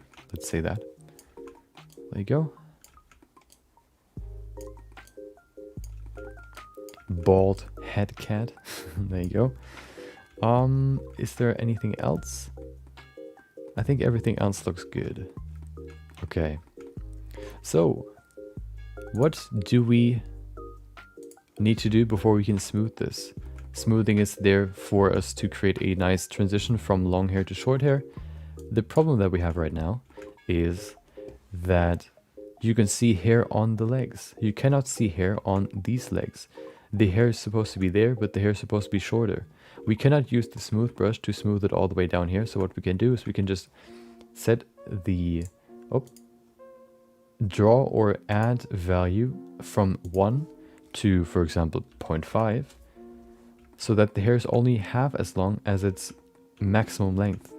You can see now it's green, which means it's only half as long as it's supposed to be, or as its maximum length. We probably need to use the draw brush though, because now I remember what the difference is between the draw brush and the add brush. The add brush adds with every stroke the value that you've defined in the weight setting. The draw brush does not add, it draws the value on top of whatever you draw. So if this value is 0 and you draw on it, it draws, it adds 0.5. If the value is already 0.5, it adds 0. So that's the difference between the draw brush and the add brush. Yeah, we're gonna fix the transition in just a second. Right now what we do is we kind of set the base level. We kind of define the areas of length change, and then we will transition between these areas. We create a smooth transition between these areas, a gradient basically. We've done it before. Maybe you remember how we did it. It's pretty simple. It's just like a menu function. So what we're going to do now is we're going to turn these blue socks into green socks for at least the legs. Maybe we make the head hair shorter or longer. We'll see. There you go. Make it nice and green everywhere. Perfect. Do the same on this side. Da-da-da. Nope, not black magic.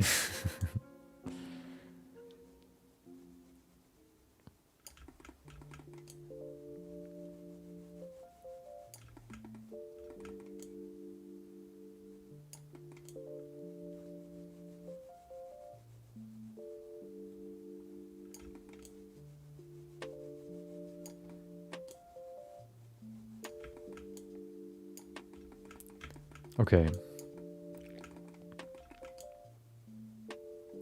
So we have the front feet already almost done. The back feet might have less hair, although I'm not quite sure, so I'm just going to set them to a value of 0.5 as well. Maybe the value is even too strong, we'll see. We can still change it later.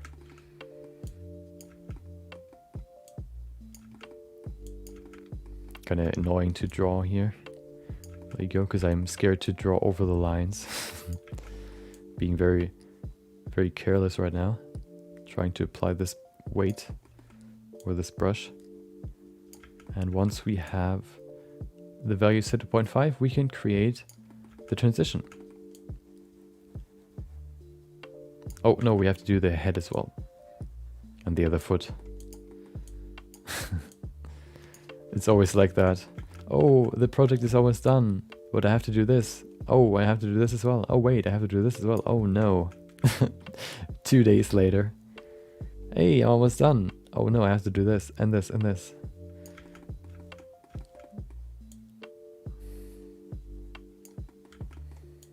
Okay, feet are almost done. We can go to the face afterwards to finish the weight. This is of course the very, very rough sketch. So if we need to adjust these values later, we can still do it. That is the good part about using vertex groups. Vertex groups are very easily adjustable and manageable. You can see the values that are being used as colors. And if you need to change them, you can just use the brush and brush over them. You can also do these changes by just using particle edit and just making the hair shorter. But that would be way too tedious, because then every time you have to do a change, you have to go back into the hair edit mode and have to adjust it there, which can be quite annoying because you have to adjust every single hair strand there. Okay, so the head is almost done. Perfect.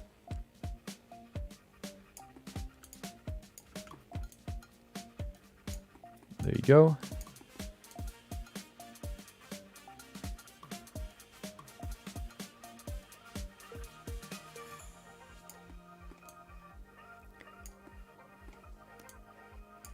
Okay, so now that we have a shorter length on the arms and head and a longer length everywhere else, we can now create the transition. We see a very harsh border between the two values, which means we need to use a function, which is in weights, and it is called smooth. We've used it before. It smooths it a little bit by pressing R. You can do it repeatedly. What you can also do is you can go ahead and use smooth, and then you can open this window and increase the factor, maybe to 1, and then iterations to 10, and it smooths it way more with just a single time using it. And then if you press R, it does it way stronger. Pressing R a lot will create a nice transition between these values. So now the hairs here are shorter, but we also have a nice transition from 0.5 down here to 1 in the middle,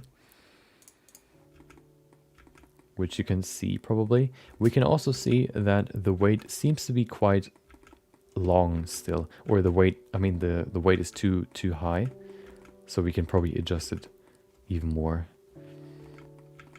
The head looks okay. Yeah, I think the head here is okay for now. Yep. The biggest change that we have to do is the flow. Before we do that though, we might need to change the values a little bit, although I think that's okay. Clump.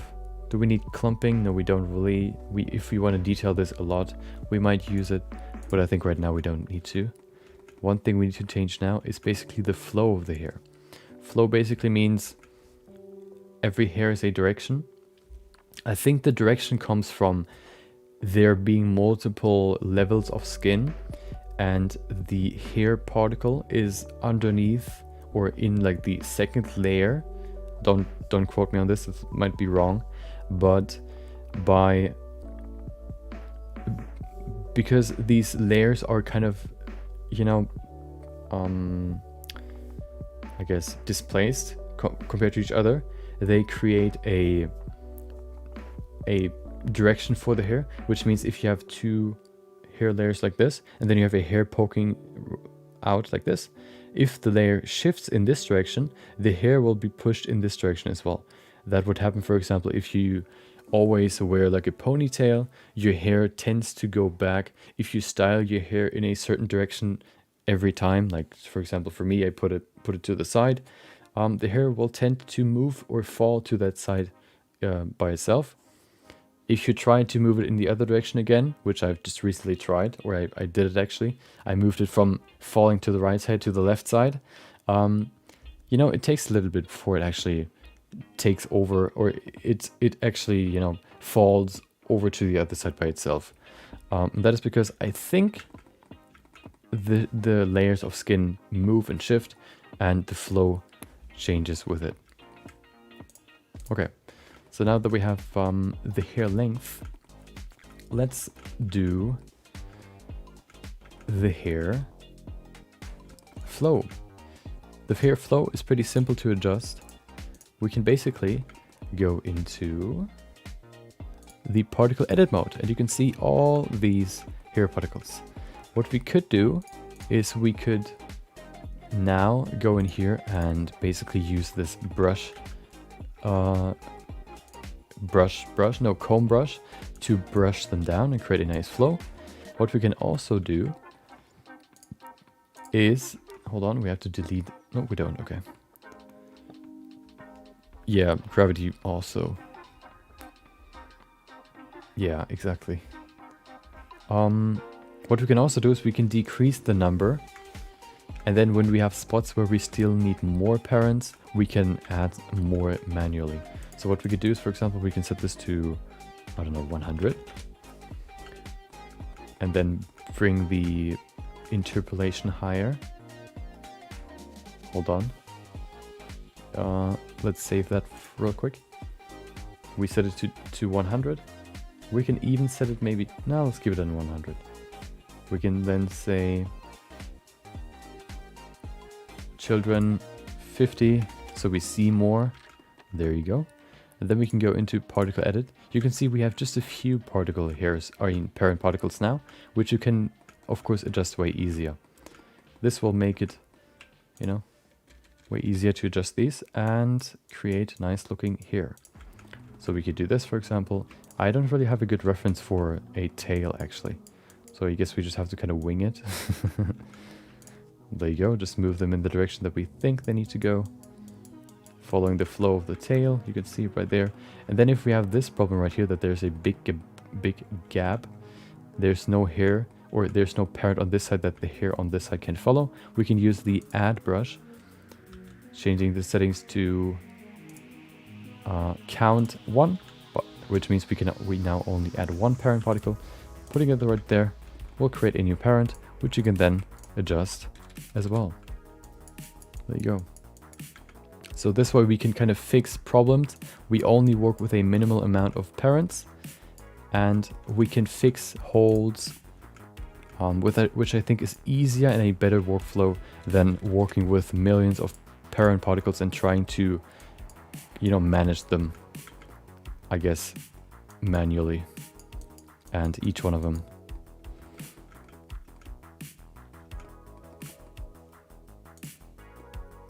So we can see there are quite just a few on this tail, so we probably can add some right here.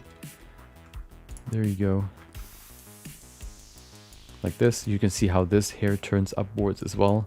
It's being affected not only by this parent, but also by one down here. Yeah, it's also good for a potato PC. We can see a big problem right there, so we're gonna add one more right there.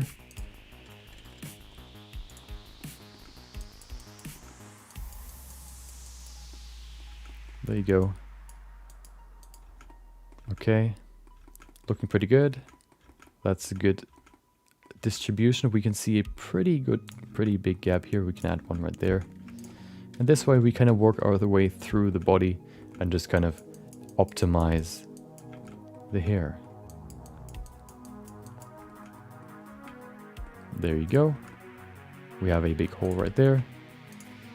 By holding control, so we can see we have different ways of adjusting the hair or displaying the hair segments. We can have path view, we can have segment view, or we can have tip view. That's my name, I don't know what they're actually called. Tip select mode, point select mode, and path edit mode. They just display these paths differently. This way, with path edit, you don't see any segments. With segment mode, you can see each individual segment, and with tip selection, you can only see the tip. I like to use segment mode. This way I can see where I can use my brush on the hair. So if I, for example, use my brush right there, it's not going to change anything because I don't move, I don't affect, I don't go over any of these segments. See? What happens if I switch it over there? See, it doesn't even work in this mode. You always have to move these segments. So if I see them all, it's, for me at least, way more intuitive to work with than not seeing them. Oh, hello. And then, yeah, just combing them. We can select a segment by holding Control and then left clicking on it. And then we can extend the selection by holding Control Shift and then clicking plus on the numpad. No, Control plus on the numpad to extend the selection. The same works for faces as well. So if you select faces and then you want to extend the selection, you can just press Control plus on your numpad. If you don't have a numpad, then I don't know how it works.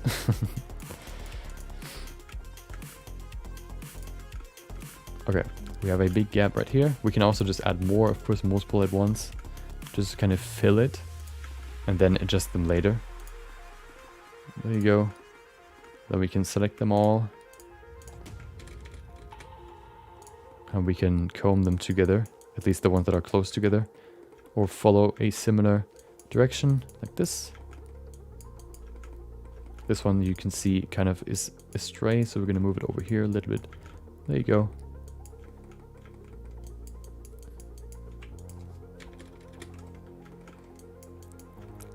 Look at that. This way we can create a nice hair flow. So if we look at this now, wait, I'm gonna adjust this one as well.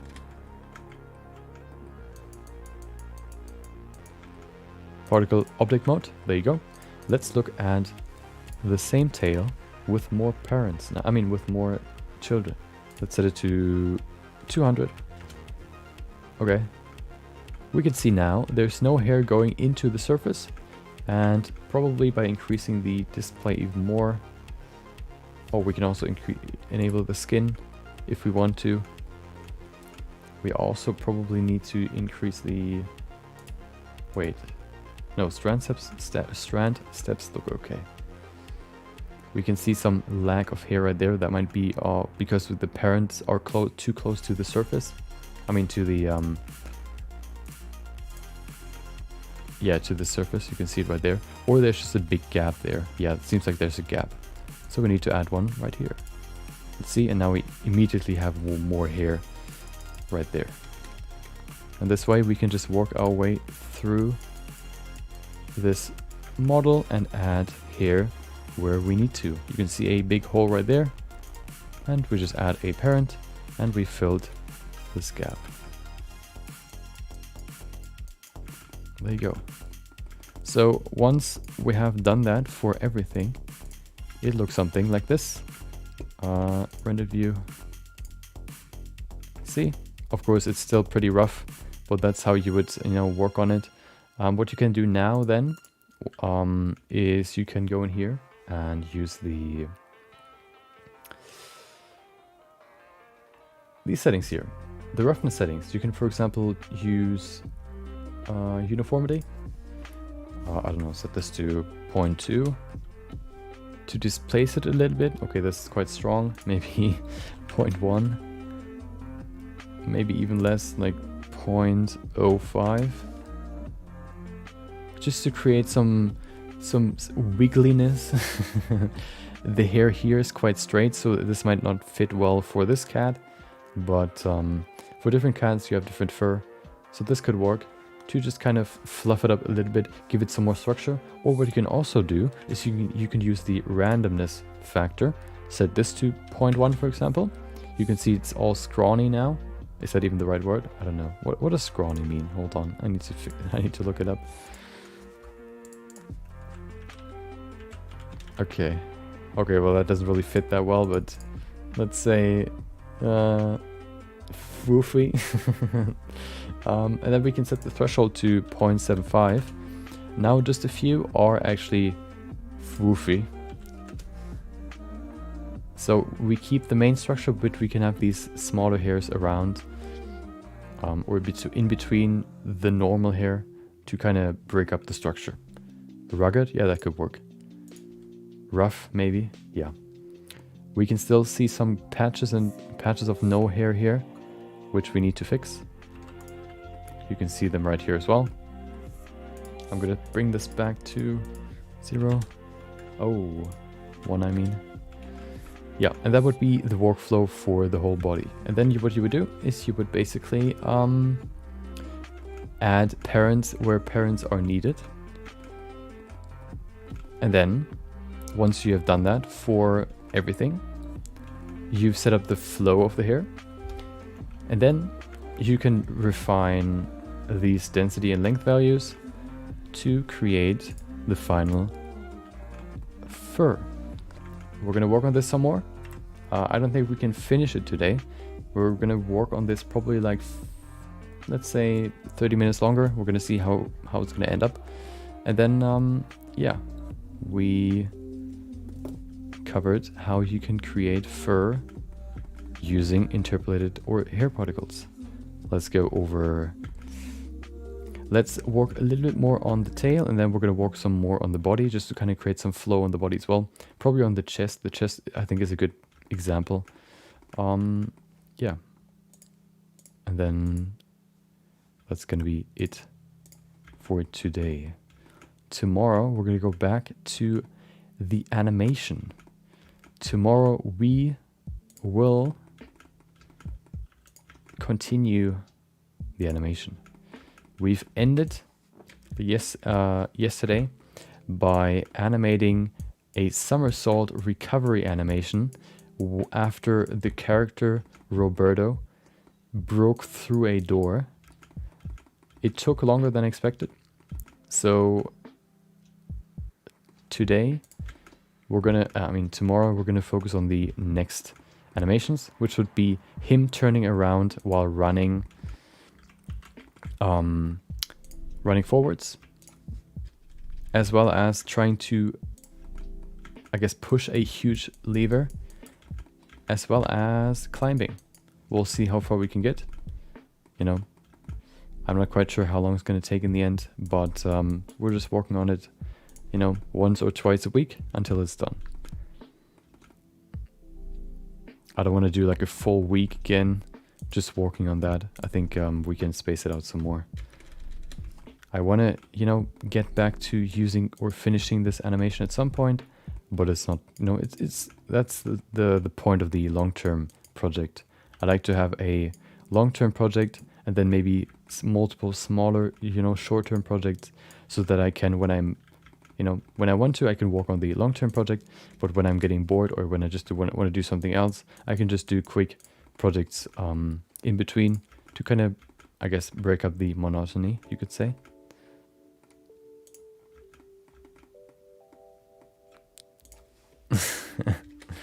Maybe. I mean, we're not going to finish it this week. We're probably maybe even not going to finish it next week. We'll see, though.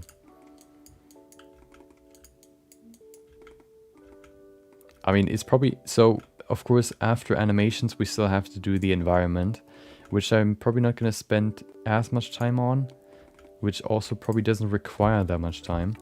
So, yeah, we'll see.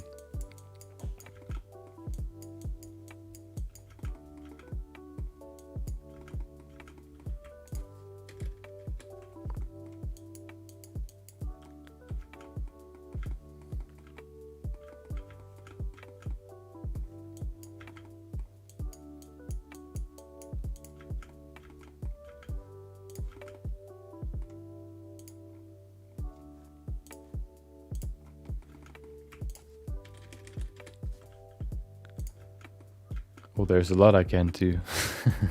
I'm just showing you what I can do. As I said before, every time I learn something new, I realize how stupid I actually am. You know, I've never done hard surface modeling. That's one thing I've never done.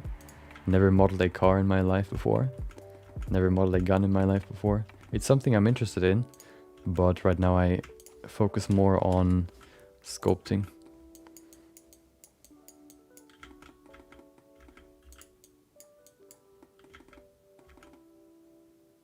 The only, I guess, hard surface model I've ever done was the first model that I ever did. And then a kitchen, I guess you could say. In the first month of me modeling. That was probably the only really hard surface modeling project that I've done.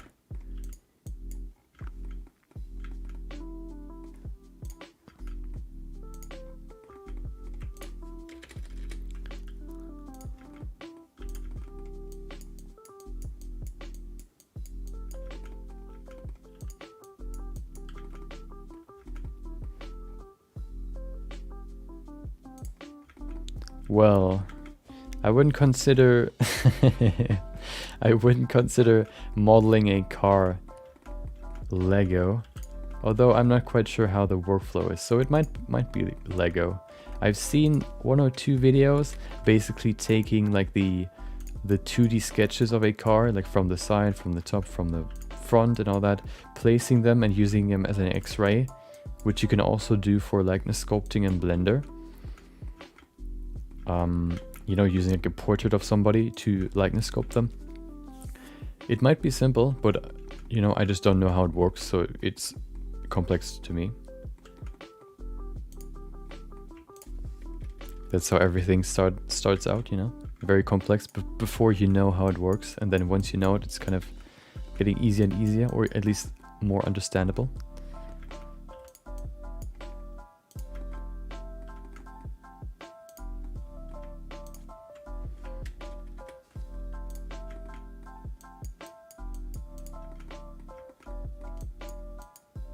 By the way, did you even answer the question?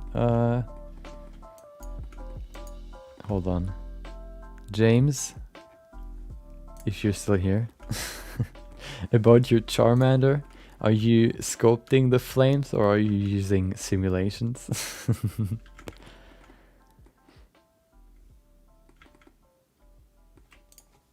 That's why I compared the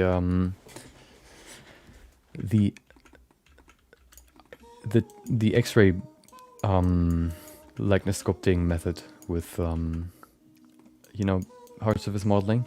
You use a side view and a front view of a character just to kind of, you know, apply that to the sculpt. It might be still different. I just don't know how it works really for hard surface modeling, so I can't really talk about it.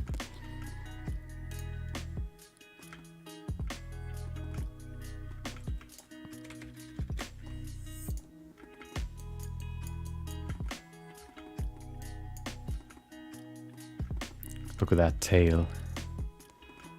There's a big gap there, I think. Let's see.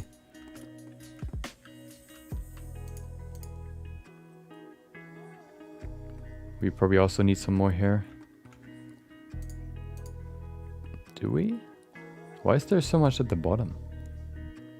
Or does it just seem like there's more?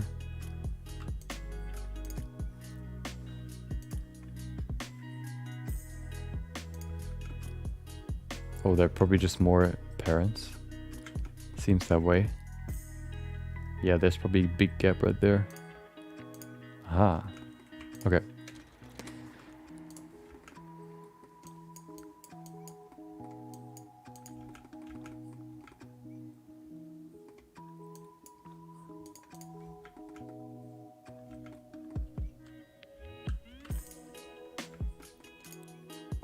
There you go. Let's increase the count.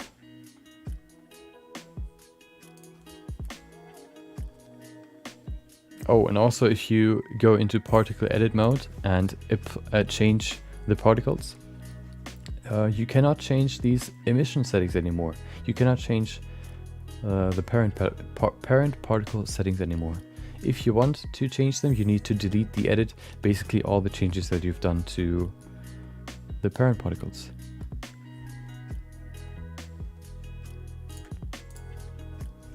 I've been using Blender now for 2.5 years, you could say. Almost. No, I've started in February, which would mean probably next month that would be half a year. Maybe even this month, I don't know. Beginning of February. I think it was the 5th. I don't know why I know that exact date. But I think it was the 5th. Okay.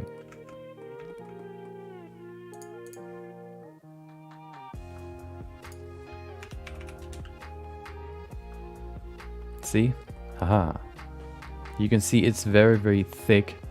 So what we could do is we could go into the diameter root settings and set this lower, maybe to 0.5. And there you go, it's smoother and there's just thinner overall. Of course, for fur, you would have a quite, you know, hair overall is quite thin. So usually what you do is you just increase the thickness so you don't have to render as many hair particles, because it's usually more performance heavy to add more hair rather than making the hair that is currently there thicker. That's just like a, you know, way to kind of minimize render time. Do I really not have any? Oh, there it is. There's one. Okay, I'm still... Oh, okay, so the hair is actually different. Hold on. So, I actually found a...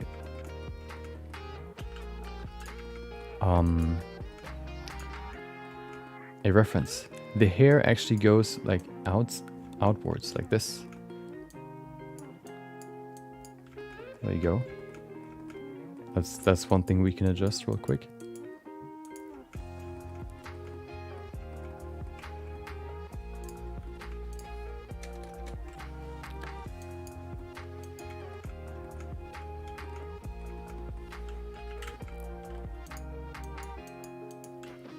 There you go.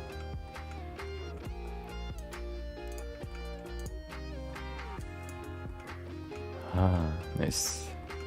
Okay, we're gonna do that with a few of these so we can look at the new look, seeing if that actually improves the current fur. It should floof it up some more, that's for sure. There you go. Oh, spooky music. Every time you know, sometimes for videos I look for new music in the YouTube audio library, and then at some point I just decided to add them all to the stream playlist, so we have these weird songs in there as well. I haven't vetted them too much. I might write like some songs down that I don't want to have in there anymore, but I can also just skip them. Okay, let's see what it looks like now. That looks way better. Yeah, look at that. That's way better. Okay. Let's go to the chest now and kind of create the chest. Or the head. I think the head could be a better display of, I guess, you know, a better showcase. Okay. Let's begin. So we have a few here as well, of course. Let's begin with the ones on the ear. These ones are pretty simple. Looking at the reference, well, we don't really have that much hair here.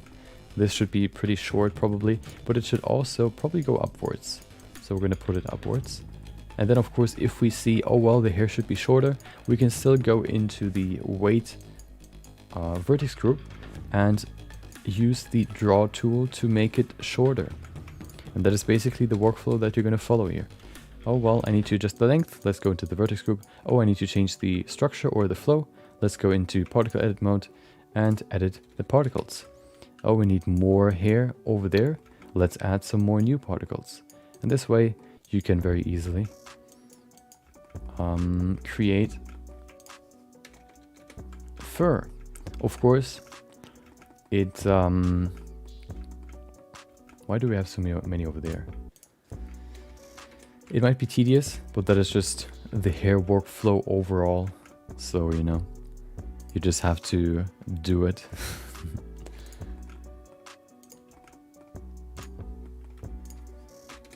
There's no real way around it.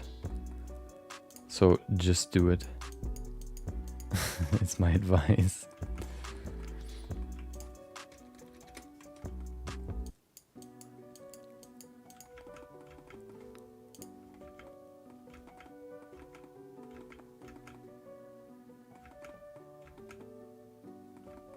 You can see we have so few hairs here that the hair doesn't really know where to go, or the structure doesn't really follow the reference, which means we need more parent particles.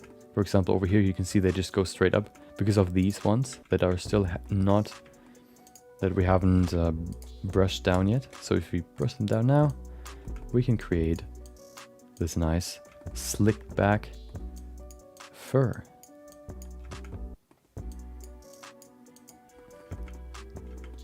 There you go. We can do the same with the head as well.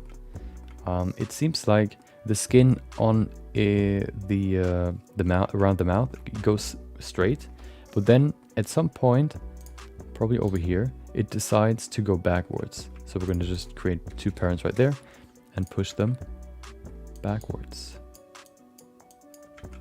Like this. Probably also inwards slightly. Like this. There you go.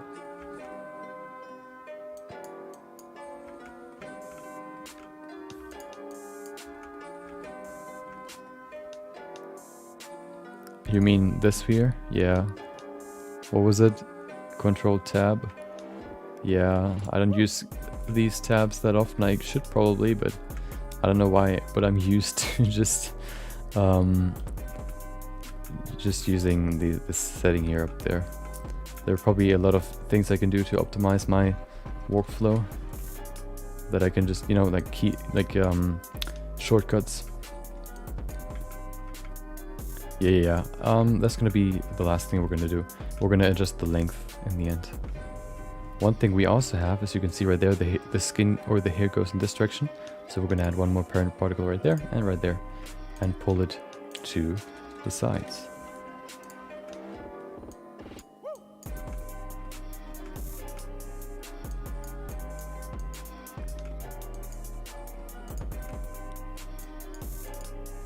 See how fast you've immediately groomed the hair just by doing that.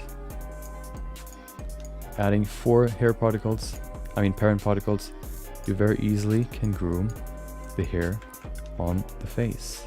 You can see we have a nice gradient from this direction to this direction and then this direction. And we can of course add more parent particles if we need to. For example, over here, we need some more that go back in this direction. Oh, please go in this direction. There you go. Can you use... Oh, you can.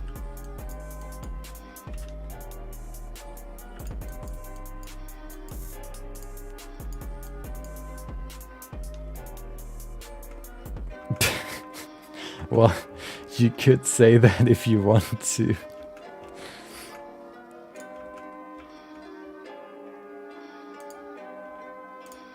I don't know if that's a good metaphor, but you could definitely say that.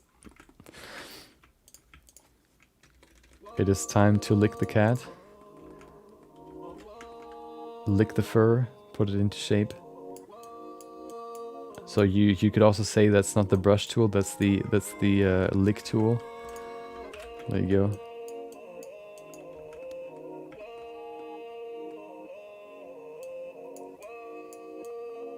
Yeah, but I think if I use... Oh, you mean hover L? What is hover L? Hover L? No. L? Ah, yeah. It might be a little bit quicker, but I need to use Control L, which is quite far apart. Well, okay, no, never mind. I just realized that Control Plus is even further apart.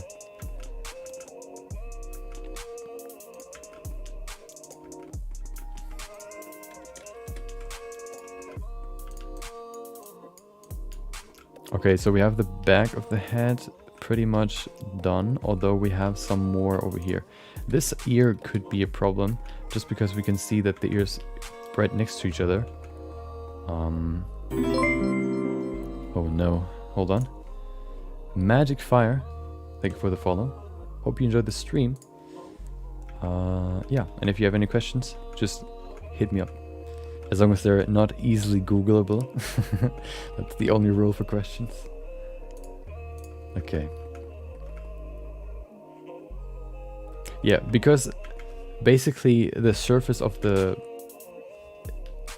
ear emitter is basically on top of each other. It'll be hard to create hair that goes in this direction. So what I'm probably just going to do is I'm just going to delete this one and add one over here, so that we can at least create hair on this side of the ear, like this. There you go. Pretty simple, pretty easy. We probably need to delete this one as well. See, now it's way better. Look at that cat. Okay. We can also see some skin. Ah, that's one thing we have to change. I think. Let me set the structure up properly. So I want to. I think the whiskers define the hair flow, not only for the whiskers but also for the hair that is shorter, which means the hair would probably go like to the side like this. There you go. And then for the nose, I think it goes backwards. So what I'm gonna do is I'm just gonna put one right there. Probably way too long, but that's okay. There you go. We need one right there because there's no hair now.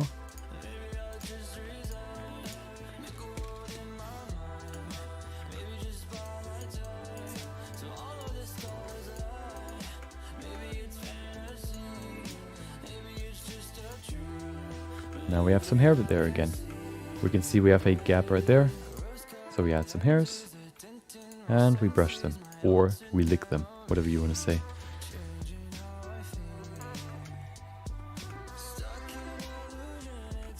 Okay. Oh, you have real life references.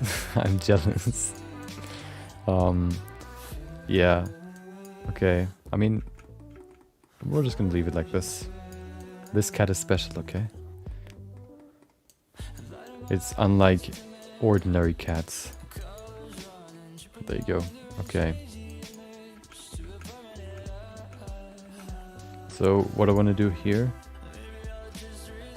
is add one right there. Oh, hello. Why didn't you? Oh. Like this. Just so we have the skin. I mean, the hair going in this direction. Okay. So now that we have the hair on the head as well, let's add one right there as well. And here as well. To fix the face. And then we can get into the length again. To just kind of optimize the length.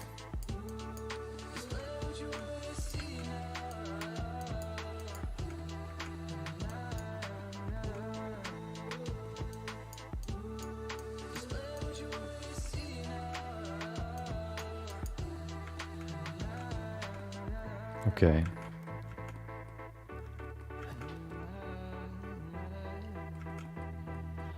You know what? We need one more right here. I'm too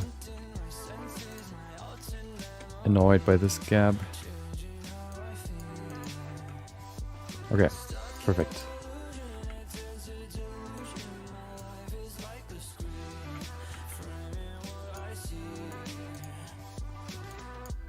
Perfect. So let's get into the length now. Let's look at it in rendered view just quickly.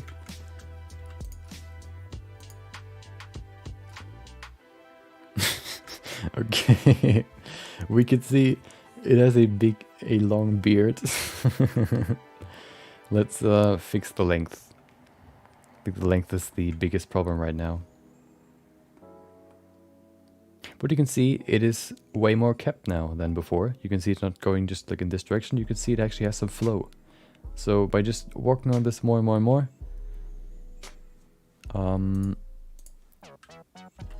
we can refine this fur more and more and more. Yeah. I gotta sleep someday. Yeah, I'm gonna stop in a few seconds. I mean, a few minutes. I'm just gonna go in here and fix the length, and then we're gonna be done.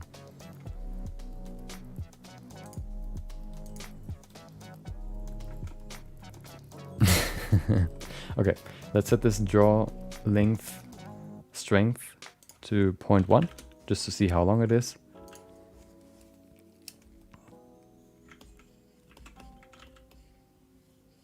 See how short it is now? This might be too short, so we're gonna set it to 0.2. Now we're gonna min-max the length. That's pretty good. I think that's pretty good. Yeah, look at that. That's pretty good. Of course, the shorter the hair, the more hair we need to fill the whole thing. But of course, that is part of the refinement process.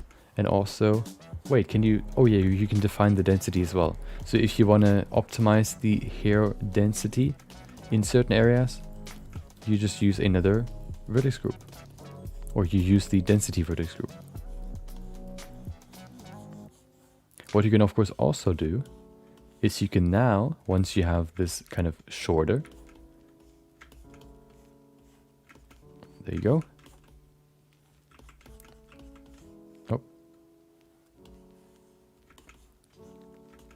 One thing that I want to do first is I want to smooth this. There you go. Okay. One thing you can do now is... Oh yeah. I wanted to go into the length. Oh, we're already in the length setting here. So what I want to do now is I want to go into draw. I want to set it to 1. And then I want to just make a small little dot. Let's see if that actually works. Nope, it didn't. Come on. Okay, well, I wanted to create some whiskers with this. It could work, but I think we need more geometry to really do that. Otherwise, it's just going to create a weird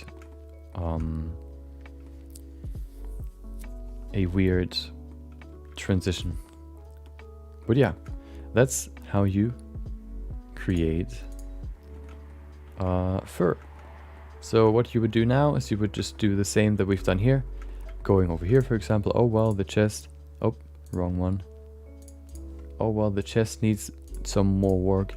Let me grab this hair and this hair and give them some more structure like this. Oh, well, these other hairs affect the structure as well, or we need some more hairs to kind of refine the structure.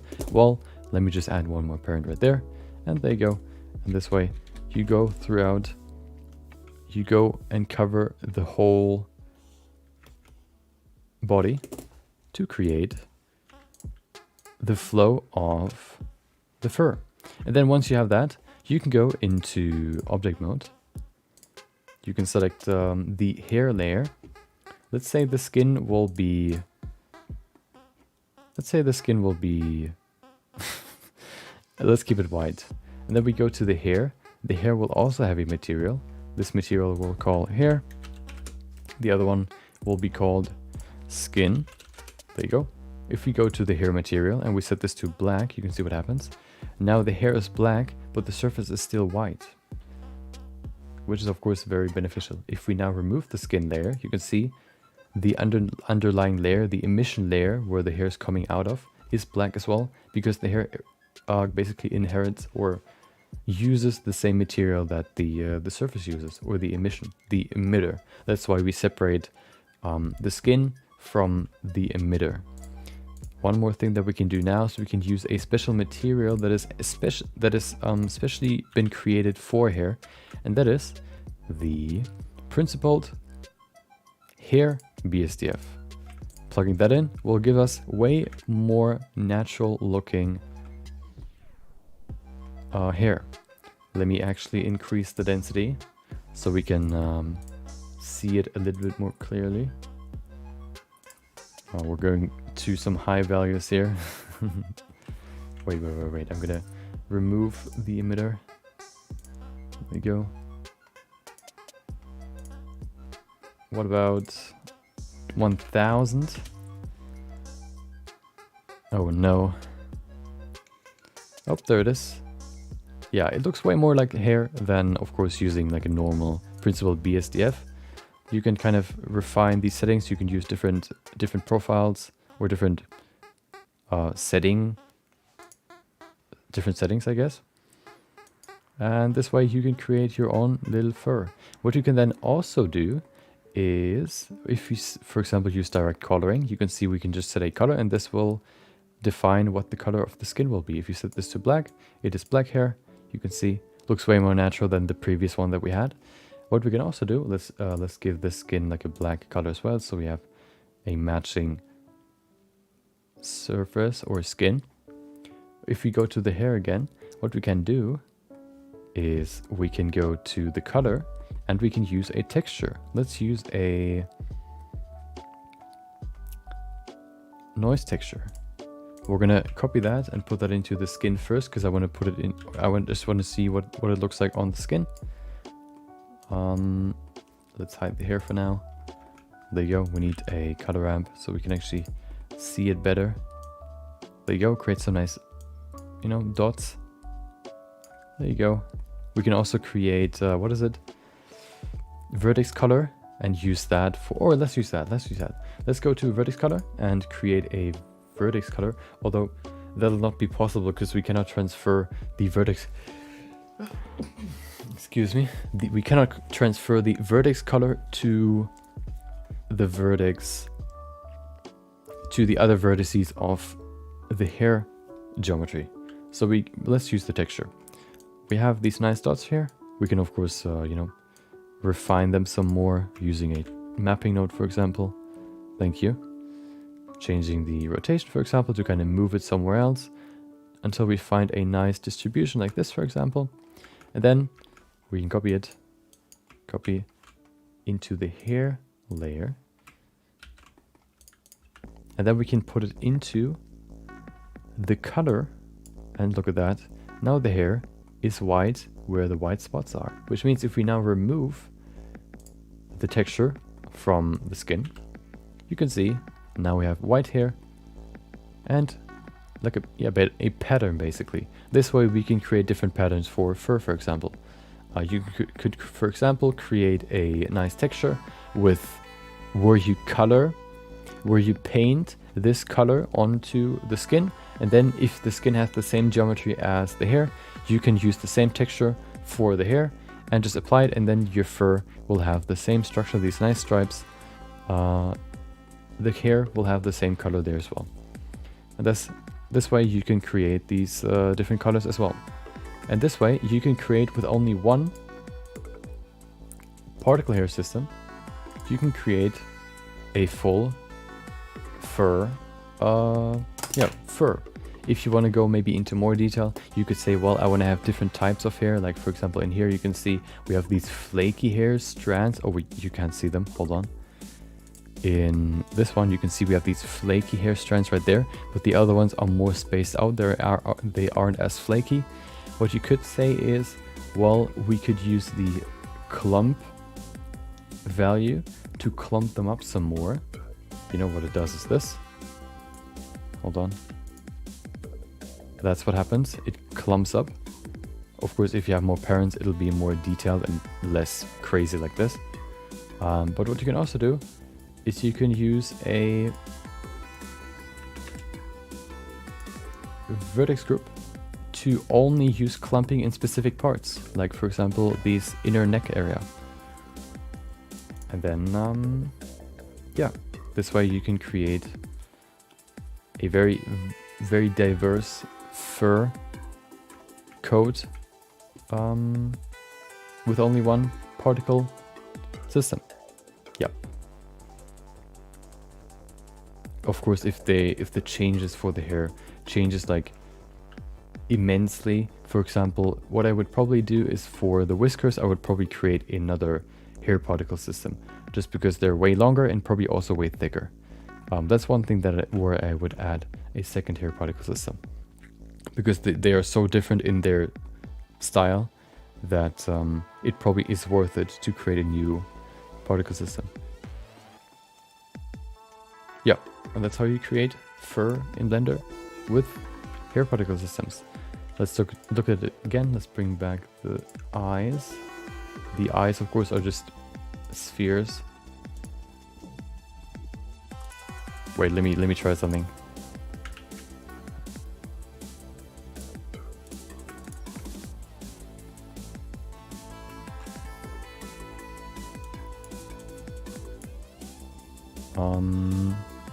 What do we need? Oh, lag.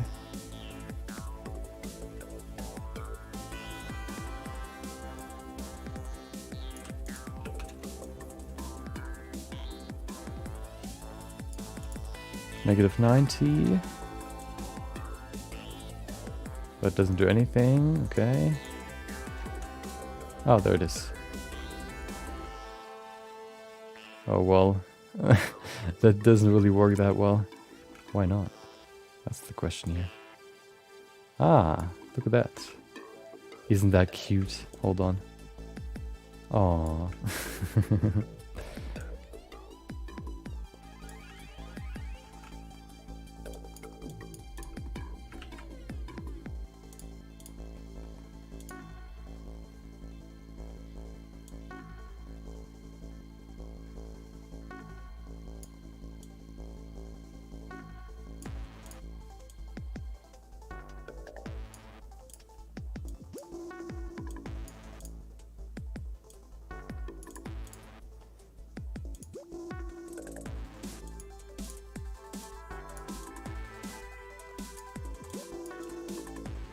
There you go. Maybe blue eyes.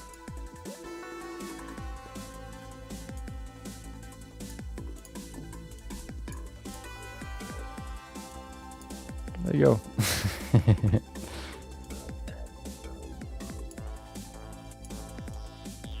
And this way you can even create some eyes.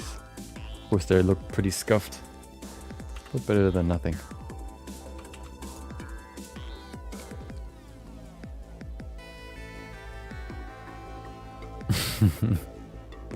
Okay. Yep. That's how you can very easily create fur. It all just comes down to how much time you want to spend on detailing it. That's the biggest, I guess, factor here.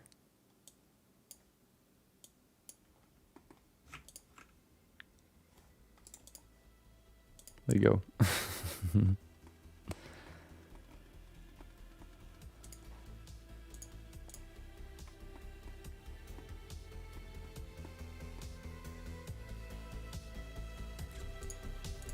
Yep. And that covers today's topic. Tomorrow we'll be going back to animations, as I said before. Continuing the animation. Tomorrow we'll be running while turning around and also trying to push a huge lever. Depending on how long that's going to take, maybe we'll start the climbing animation as well. Hope you enjoyed today's stream. Thank you for joining, thank you for watching, thank you for listening, thank you for chatting. I hope you enjoy the rest of your day. Maybe I'll see you next time. Yeah, take care.